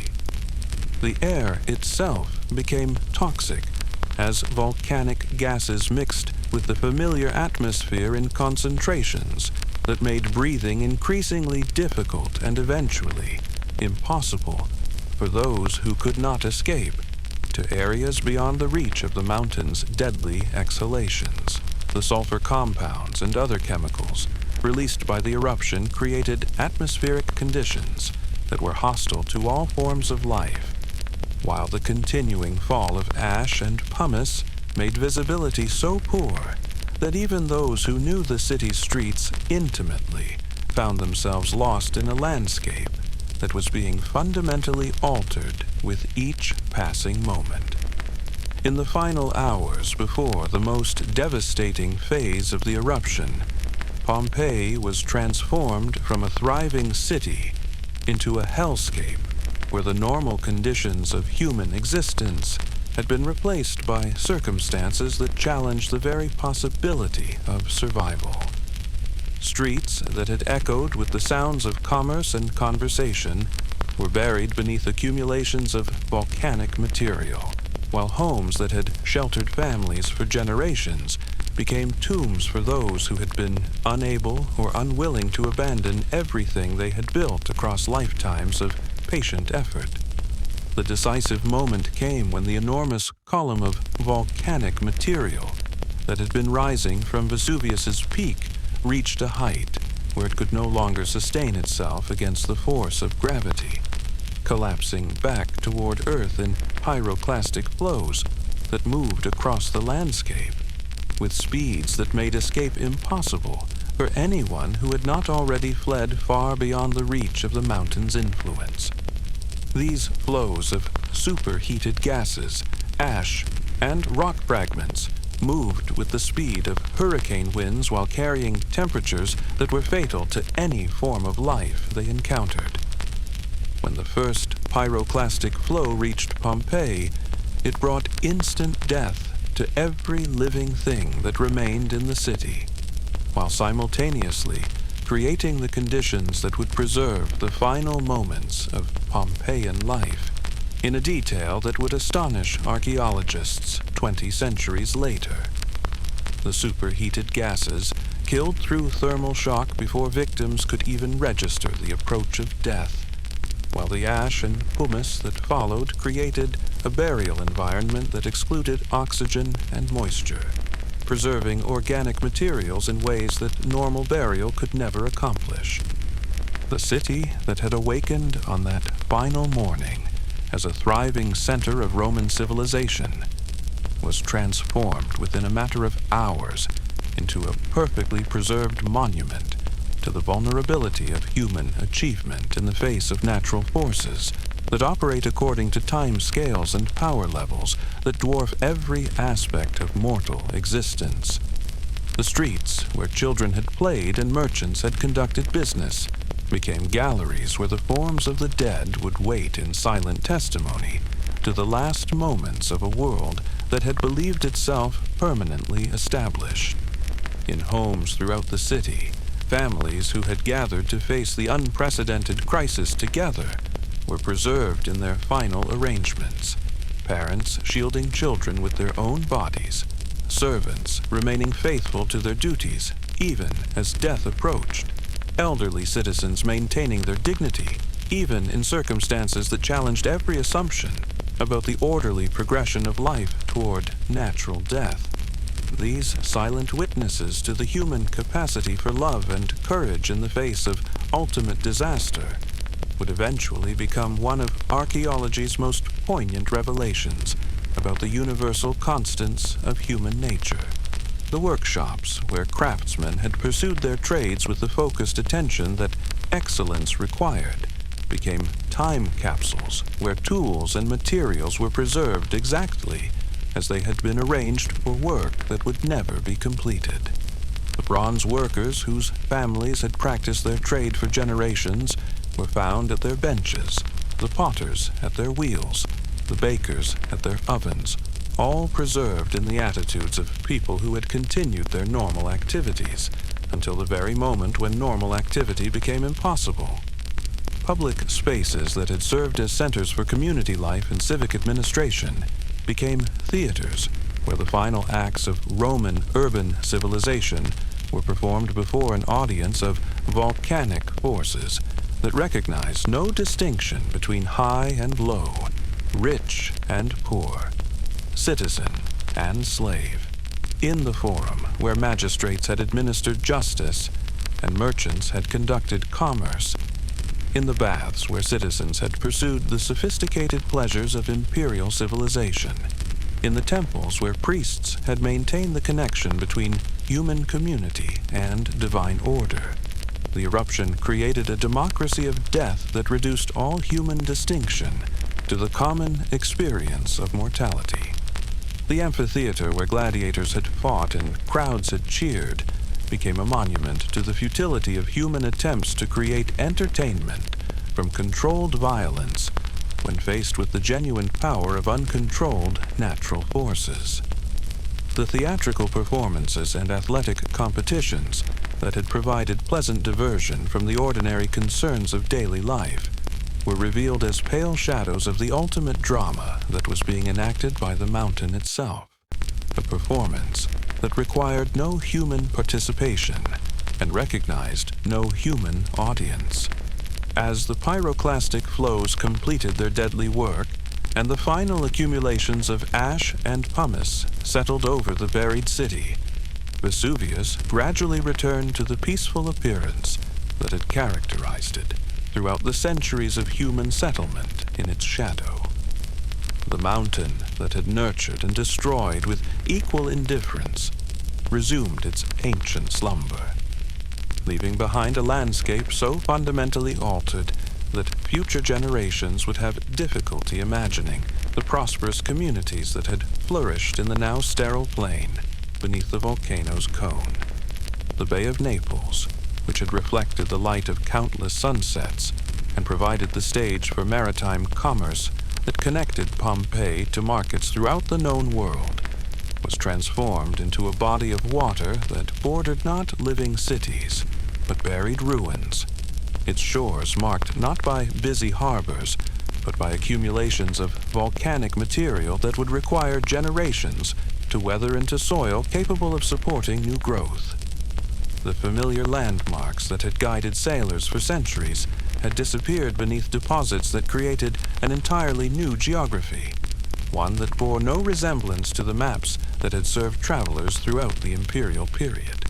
In the space of less than 24 hours, the entire region that had supported some of the most sophisticated urban civilization in the ancient world was reduced to a wasteland, where the only signs of human presence were the tips of buildings that protruded above the volcanic deposits, silent markers of communities that had achieved everything except the ability to anticipate and survive the ultimate expression of the geological forces upon which all human achievement ultimately depends.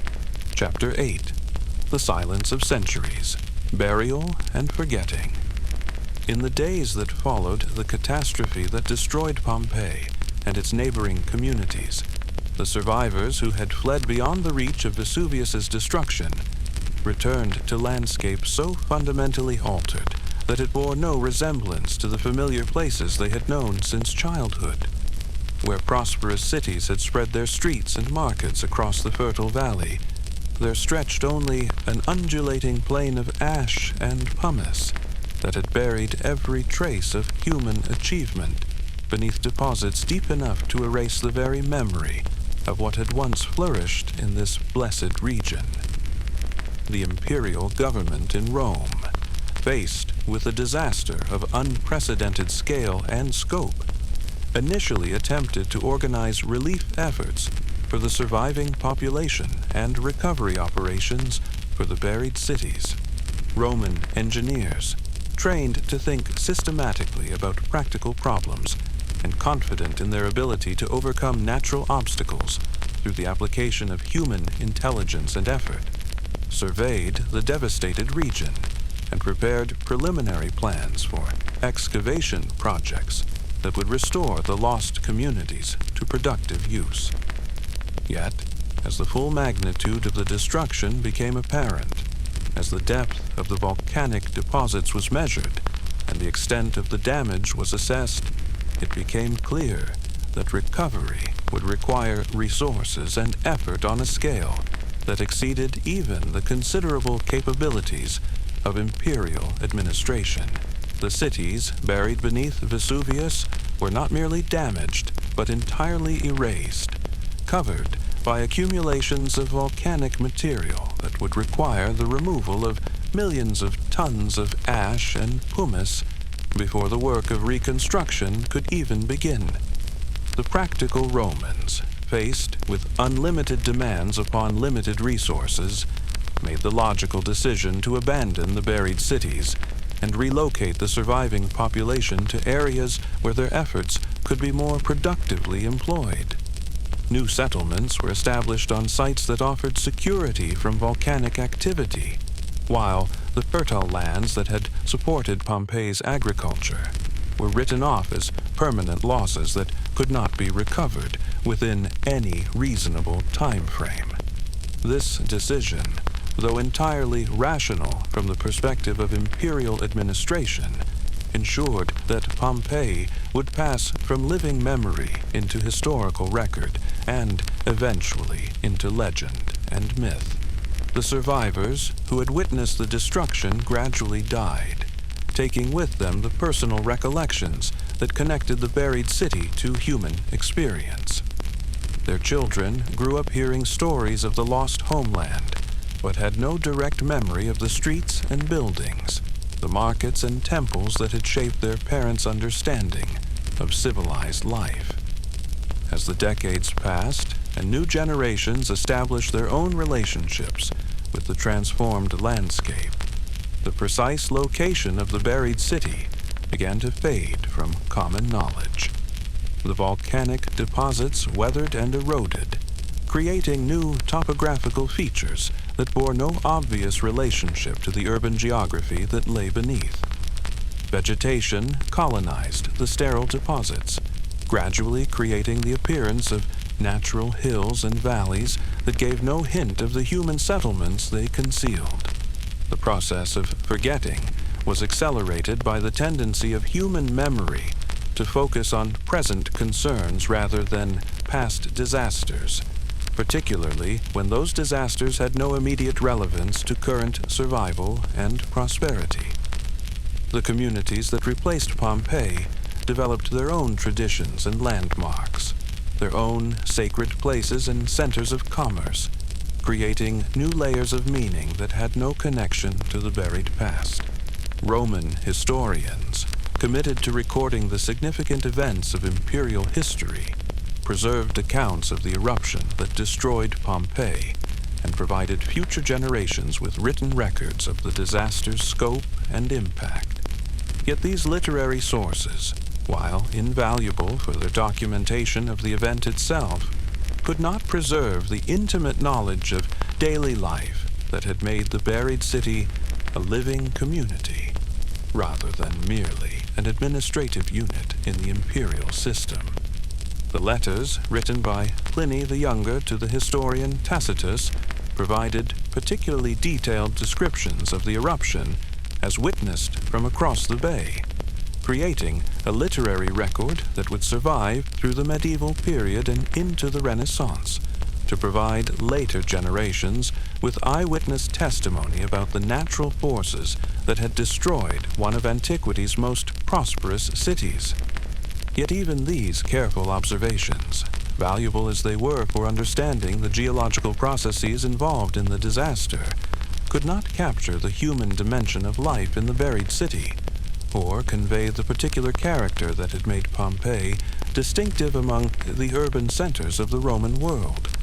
As the Roman Empire entered its period of decline and eventual collapse, the administrative records and literary sources that preserved knowledge of Pompeii's existence became increasingly scattered and fragmented. Libraries were destroyed, archives were lost, and the scholarly traditions that maintained connection between present and past were disrupted by the political and social chaos that marked the transition from ancient to medieval civilization. The physical landscape itself contributed to the process of forgetting, as natural forces gradually modified the appearance of the region in ways that obscured the evidence of human presence beneath the volcanic deposits. Rainfall and erosion created drainage patterns that seemed entirely natural, while the accumulation of organic matter and the growth of vegetation created soil layers that gave no hint of the artificial structures they concealed. Local populations that established themselves in the region during the medieval period had no reason to suspect that they were living above the remains of ancient cities. The scattered stones and pottery fragments that occasionally surfaced during agricultural work were interpreted as evidence of scattered rural settlements, rather than indications of major urban centers. Without systematic investigation or historical knowledge to guide interpretation, these archaeological traces were too fragmentary to suggest the existence of substantial buried communities. Folk traditions that preserved distorted memories of the ancient disaster gradually transformed factual recollection into mythical narratives that attributed the destruction to divine punishment for moral failings rather than to natural geological processes. These legendary accounts, while they maintained some connection to historical reality, were too overlaid with supernatural interpretation to provide useful guidance for understanding the actual location and nature of the buried cities. The process of forgetting was so complete that by the medieval period, even the name Pompeii had disappeared from common usage in the region, replaced by local place names that reflected the current geography rather than the ancient history that lay buried beneath the modern landscape. The transformation was so thorough that when Renaissance scholars began to take renewed interest in classical antiquity, they had to rely entirely upon literary sources to reconstruct their understanding of the lost city, having no reliable geographical knowledge to guide their speculations about its precise location. Medieval maps of the region showed only the contemporary settlements and geographical features, with no indication that major ancient cities lay buried beneath the hills and valleys that appeared to be entirely natural formations. Travelers who passed through the area had no reason to suspect that they were crossing ground that had once supported some of the most sophisticated urban civilization in the ancient world. The agricultural communities that cultivated the fertile soil that had developed above the volcanic deposits were unaware that their fields were enriched by the same geological processes that had destroyed their ancient predecessors.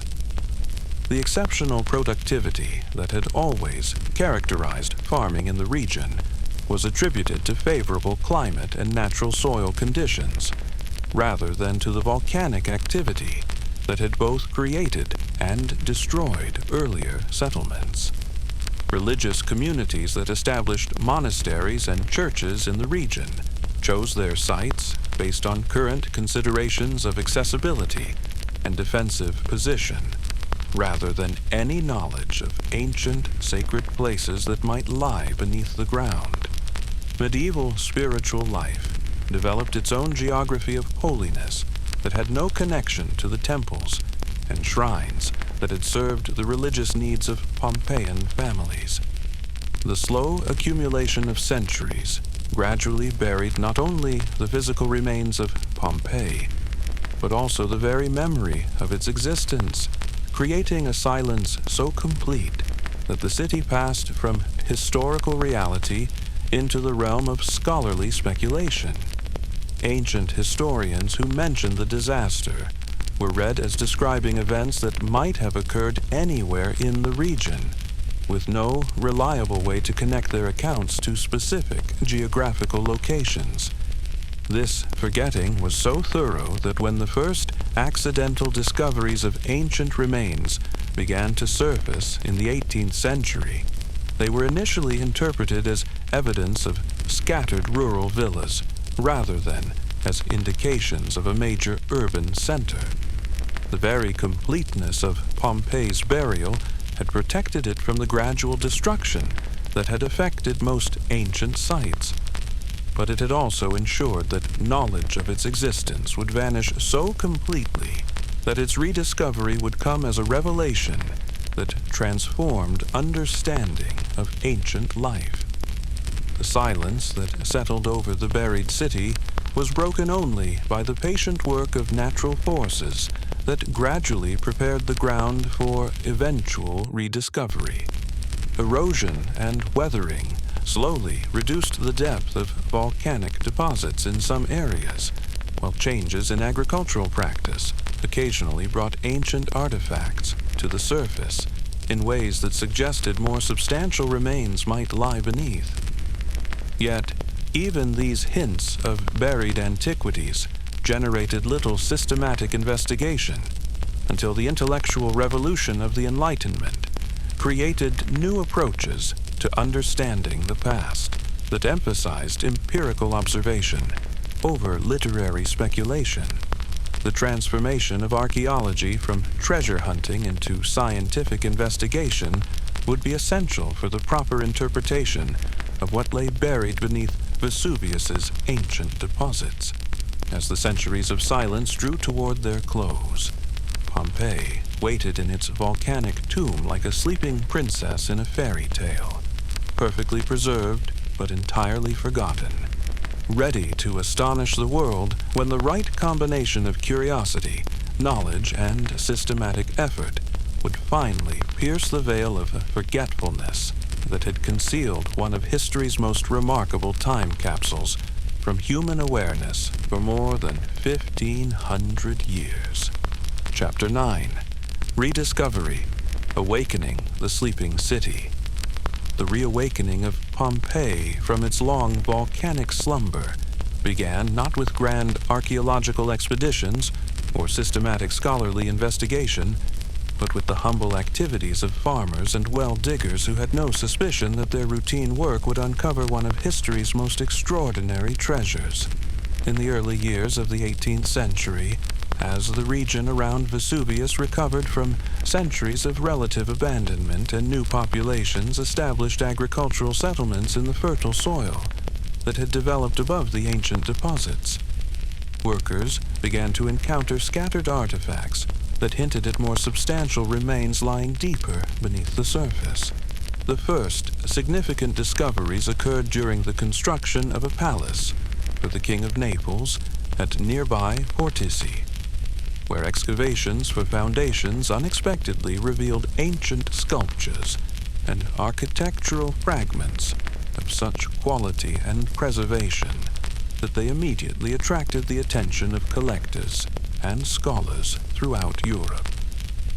These initial finds, though impressive in their own right, provided no clear indication that they were merely surface traces of entire buried cities waiting to be revealed through systematic investigation. The excitement generated by these accidental discoveries coincided with the intellectual transformation that was creating modern archaeology from the treasure hunting activities that had previously characterized European approaches to ancient remains. Scholars influenced by Enlightenment ideals of systematic observation and scientific method began to advocate for careful excavation techniques that would preserve contextual information rather than simply extracting valuable objects for private collections or museum display.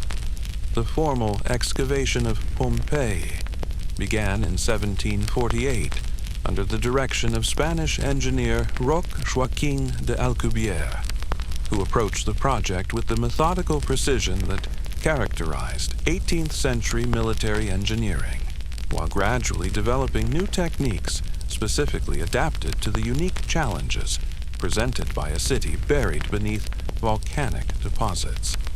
The initial work proceeded slowly as excavators learned to distinguish between natural volcanic material and the artificial accumulations that marked buried buildings and streets.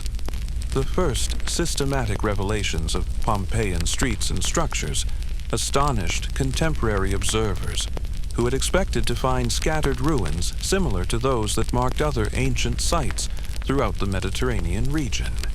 Instead, they discovered buildings so perfectly preserved that they seemed to have been abandoned only yesterday, complete with furniture and household objects, wall paintings and floor mosaics, even loaves of bread still recognizable in bakery ovens after 17 centuries of burial. As excavation techniques improved and larger areas of the city were systematically uncovered, it became clear that Pompeii represented an archaeological treasure of unprecedented scope and significance.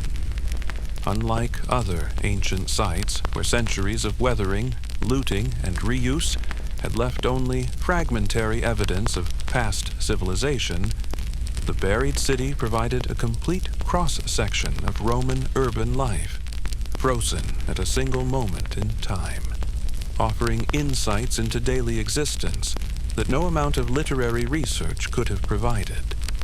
The preservation was so complete that excavators could trace the final movements of Pompeii's inhabitants, reconstructing the last hours of the city through evidence that ranged from coins dropped in the street to meals abandoned on dining tables. The tragic drama of the eruption was revealed in human terms that transformed abstract historical knowledge into immediate emotional experience, creating connections between ancient and modern life that transcended the usual barriers of time and cultural difference. European intellectuals of the 18th century, already fascinated by classical antiquity and committed to understanding the achievements of ancient civilization, responded to the Pompeian discoveries with enthusiasm that bordered on obsession. Artists traveled to the excavation sites to study techniques of wall painting that had been lost since antiquity, while architects examined building methods and decorative approaches that influenced the neoclassical movement that was transforming European aesthetic preferences. The publication of detailed illustrations and scholarly descriptions of Pompeian discoveries created international awareness of the site's significance, attracting visitors from throughout Europe who came to witness firsthand the remarkable preservation that made ancient life seem immediate and accessible in ways that no previous archaeological discovery had achieved. These early tourists established a tradition of Pompeian pilgrimage that would continue to grow as excavations revealed increasing areas of the buried city. Yet, the very enthusiasm that drove the initial excavations also created problems that would plague Pompeian archaeology throughout its development. The desire to uncover spectacular discoveries as quickly as possible led to excavation techniques that prioritized rapid exposure over careful documentation, resulting in the loss of contextual information that modern archaeological methods would consider essential for proper interpretation of the site's significance. The focus on recovering portable objects for museum collections meant that many of the everyday items that would have provided invaluable insights into ordinary life were discarded or inadequately documented, while attention concentrated on the more obviously impressive discoveries that would attract public interest and justify continued funding for excavation projects. This selective approach to archaeological evidence created gaps in understanding that later scholars would struggle to fill through more systematic investigation. The political situation in 18th century Italy, where control of archaeological sites reflected broader questions of territorial sovereignty and cultural prestige, further complicated the development of coherent excavation policies.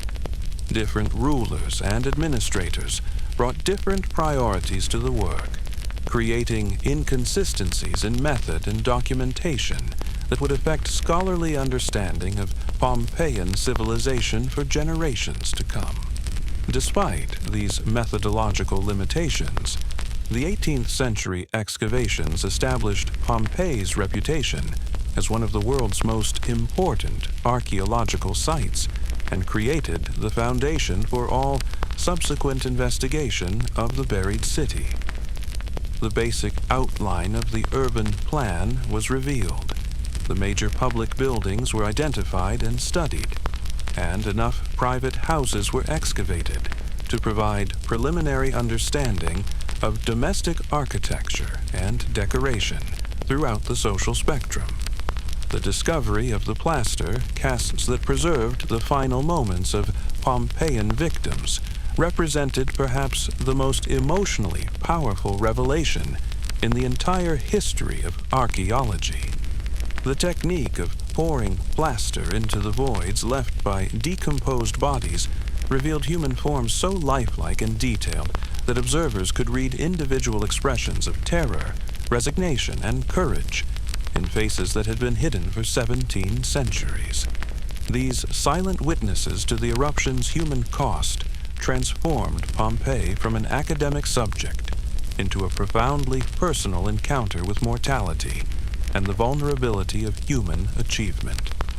As the 19th century progressed, improvements in archaeological technique and the development of more systematic approaches to excavation allowed scholars to extract increasingly sophisticated information from the buried city. Careful attention to stratigraphy revealed the sequence of events during the eruption itself, while detailed study of building techniques provided insights into the evolution of Roman construction methods and architectural preferences. The establishment of formal archaeological institutions and the professionalization of excavation work brought new standards of documentation and preservation to Pompeian research, ensuring that future discoveries would be recorded with the precision necessary for scholarly analysis, while making the site accessible to the growing numbers of visitors who wanted to experience ancient life through direct contact with its preserved remains.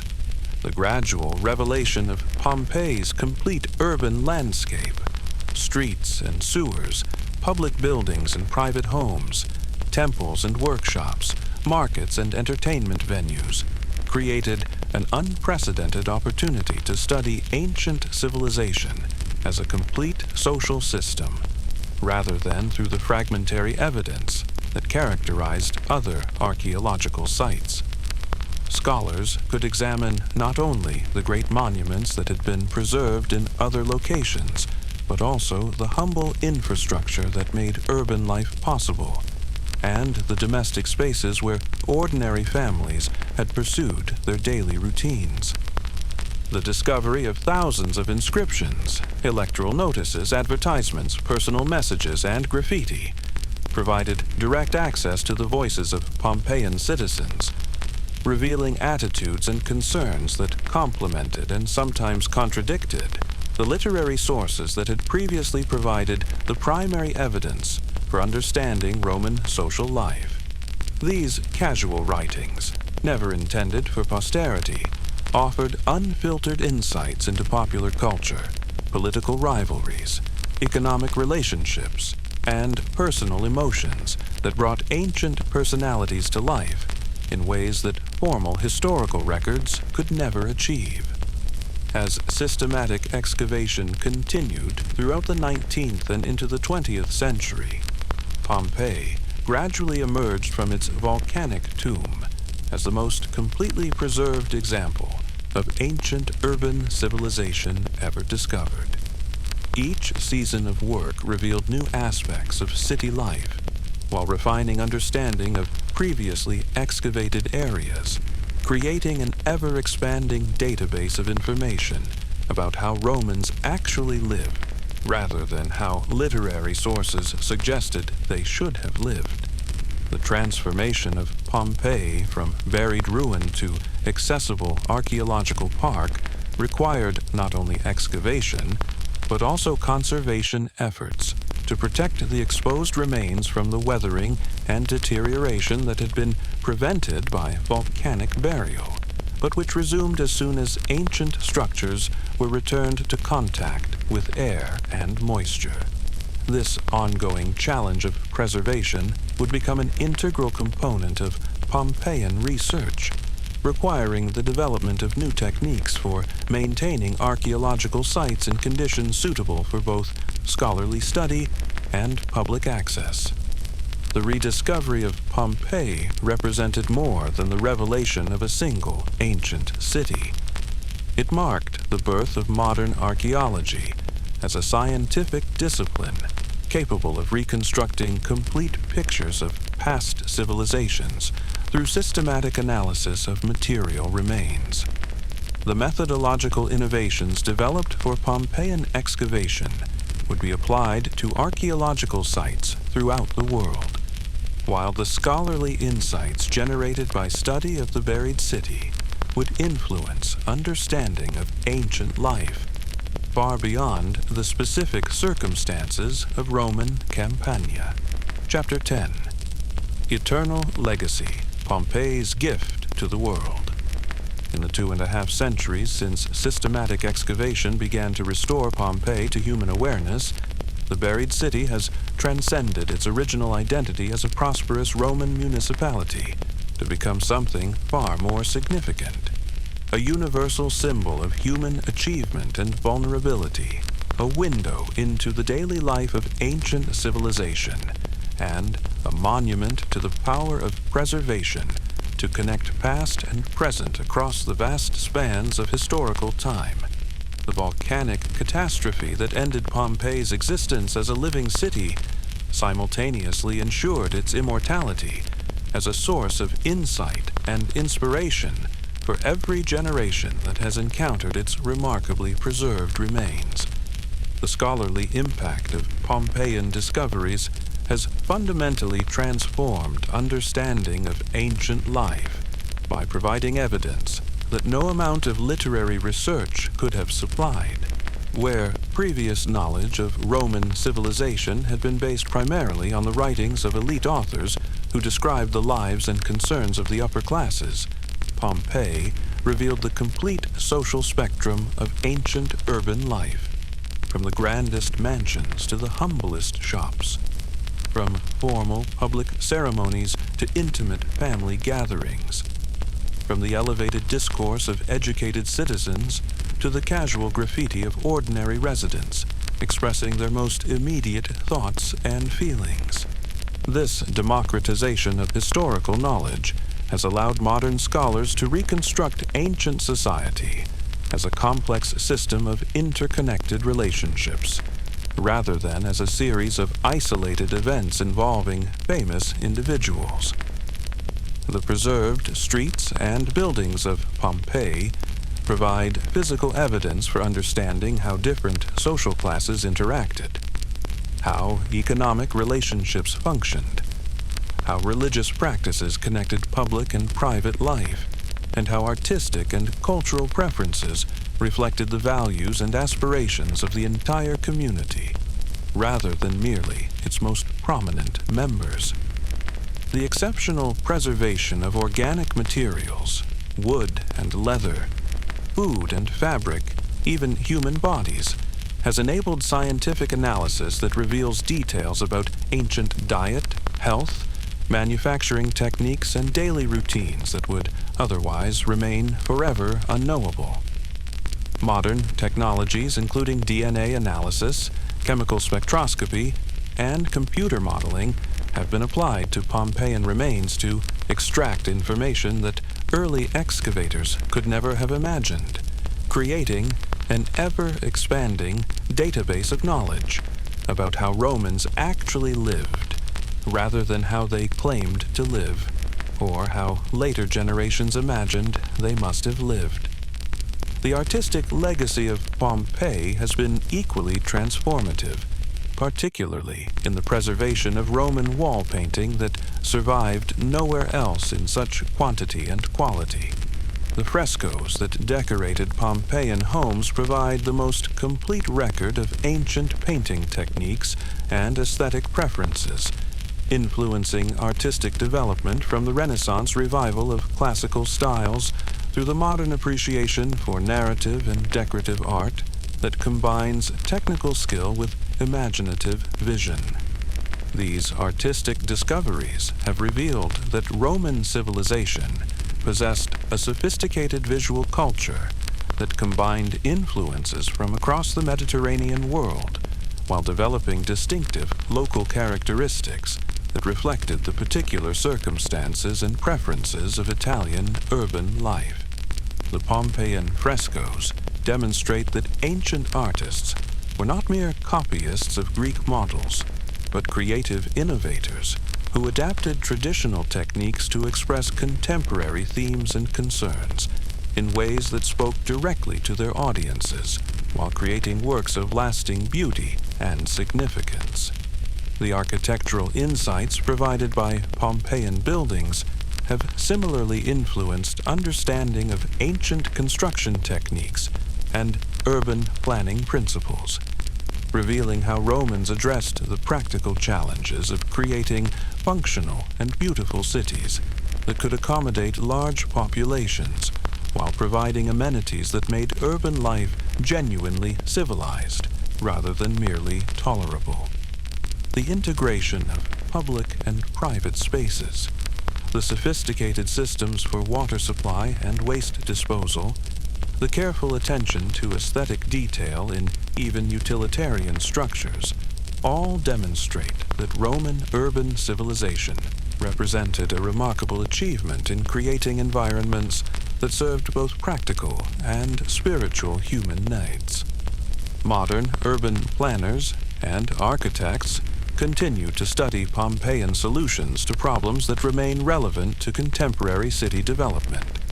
How to balance commercial and residential functions, how to provide public spaces that encourage social interaction while maintaining private domains for family life, how to integrate human settlements with natural landscapes in ways that enhance rather than diminish both. The principles demonstrated in Pompeian urban design have influenced city planning throughout the modern world. From the neoclassical architecture of 18th century European capitals to the contemporary movement for creating walkable communities that prioritize human scale over automotive convenience. The cultural impact of Pompeii extends far beyond scholarly and professional applications to encompass the broader human imagination's encounter with mortality and the passage of time. The city's dramatic destruction and remarkable preservation have inspired countless works of literature, art, music, and film that use the Pompeian story to explore universal themes of human achievement and vulnerability, the relationship between civilization and nature, the meaning of historical memory, and the connections that bind present to past across the seemingly insurmountable barriers of cultural difference and temporal distance.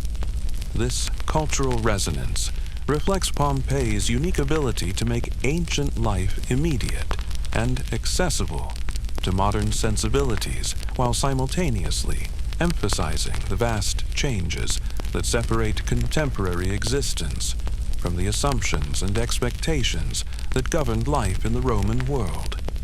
Visitors to the excavated city can walk the same streets that Romans walked, enter the same buildings where Roman families lived and worked, and contemplate the same mountain that sheltered and ultimately destroyed one of antiquity's most prosperous communities. The educational value of Pompeii as a teaching resource has made it an essential component of classical studies throughout the world, providing students with concrete evidence for understanding abstract historical concepts while creating emotional connections to ancient life that transform academic subjects into personal encounters with the human experience across time. School groups and university classes continue to visit the site in ever-increasing numbers, while virtual reality technologies and online resources have made Pompeian discoveries accessible to global audiences who cannot travel to Italy, but can still benefit from direct contact with the preserved remains.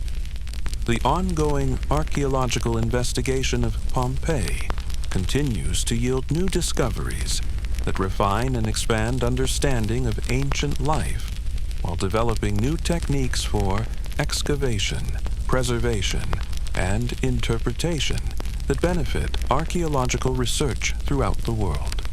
Each season of work reveals previously unknown areas of the city, while applying increasingly sophisticated methods of analysis to previously excavated materials, ensuring that Pompeii remains a source of fresh insights, rather than merely a museum of established knowledge. The conservation challenges posed by maintaining an archaeological site of Pompeii's size and complexity have driven innovations in preservation technology that protect not only the buried city, but archaeological sites throughout the world that face similar threats from weathering, pollution, tourism, and urban development. The solutions developed for Pompeian conservation have established international standards for archaeological site management, while demonstrating that historical preservation can be compatible with public access and economic development when properly planned and implemented. The digital documentation of Pompeian remains has created virtual archives that preserve detailed records of the site's current condition, while providing research resources that will remain available to future generations regardless of what natural or human forces may affect the physical remains. These technological innovations ensure that the knowledge gained from 2.5 centuries of Pompeian research will not be lost even if the site itself should suffer further damage or deterioration. The international cooperation required for proper study and preservation of Pompeii has fostered scholarly collaboration that transcends national boundaries while establishing principles for cultural heritage protection that benefit archaeological sites throughout the world. The recognition of Pompeii as a UNESCO World Heritage Site has affirmed its significance as part of humanity's common inheritance, while providing frameworks for international support of preservation efforts that protect archaeological resources for future generations. As we contemplate Pompeii's legacy in the early decades of the 21st century, it becomes clear that the volcanic catastrophe that ended the city's existence as a Roman municipality ensured its rebirth as something far more significant, a permanent monument to human achievement that transcends the particular circumstances of its creation to address universal concerns about the meaning of civilization, the relationship between individual and community, the role of beauty in human life, and the connections that bind all generations in the common enterprise of creating meaning and value within the brief span of mortal existence.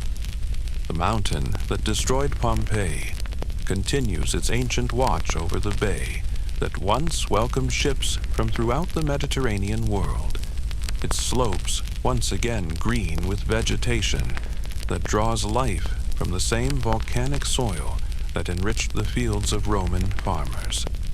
Yet now, the mountain serves not only as a geological presence, but as a symbol of the natural forces that shape all human history, while remaining forever beyond human control or prediction.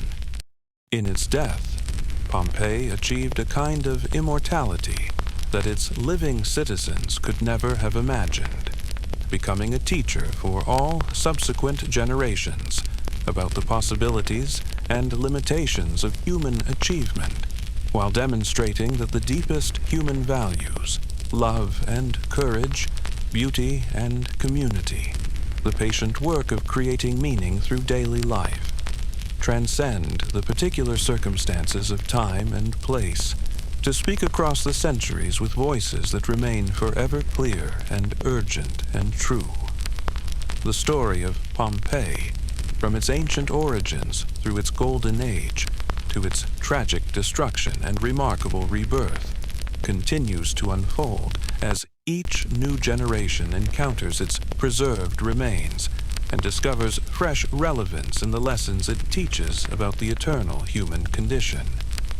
In the silence of its streets and the beauty of its art, in the tragedy of its end and the miracle of its preservation, Pompeii offers not merely historical information, but wisdom about what it means to be human in a world where creation and destruction, memory and forgetting, love and loss remain the fundamental themes of every life and every civilization that dares to build its hopes upon the uncertain foundation of earthly existence.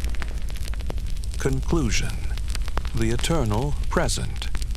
And so, our journey through time draws to its gentle close, carried back from the buried streets of ancient Pompeii to this present moment where we rest in the comfortable knowledge that some stories transcend their endings to become permanent parts of human understanding.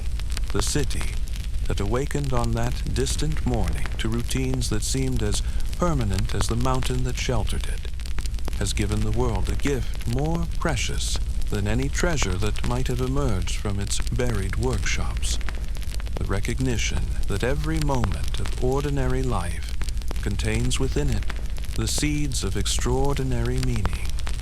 As we allow our breathing to slow and our thoughts to settle into the peaceful rhythms that prepare consciousness for rest, we carry with us the voices of citizens who have been speaking across 20 centuries of silence, reminding us that the deepest human concerns remain constant, despite all the surface changes that mark the passage of historical time.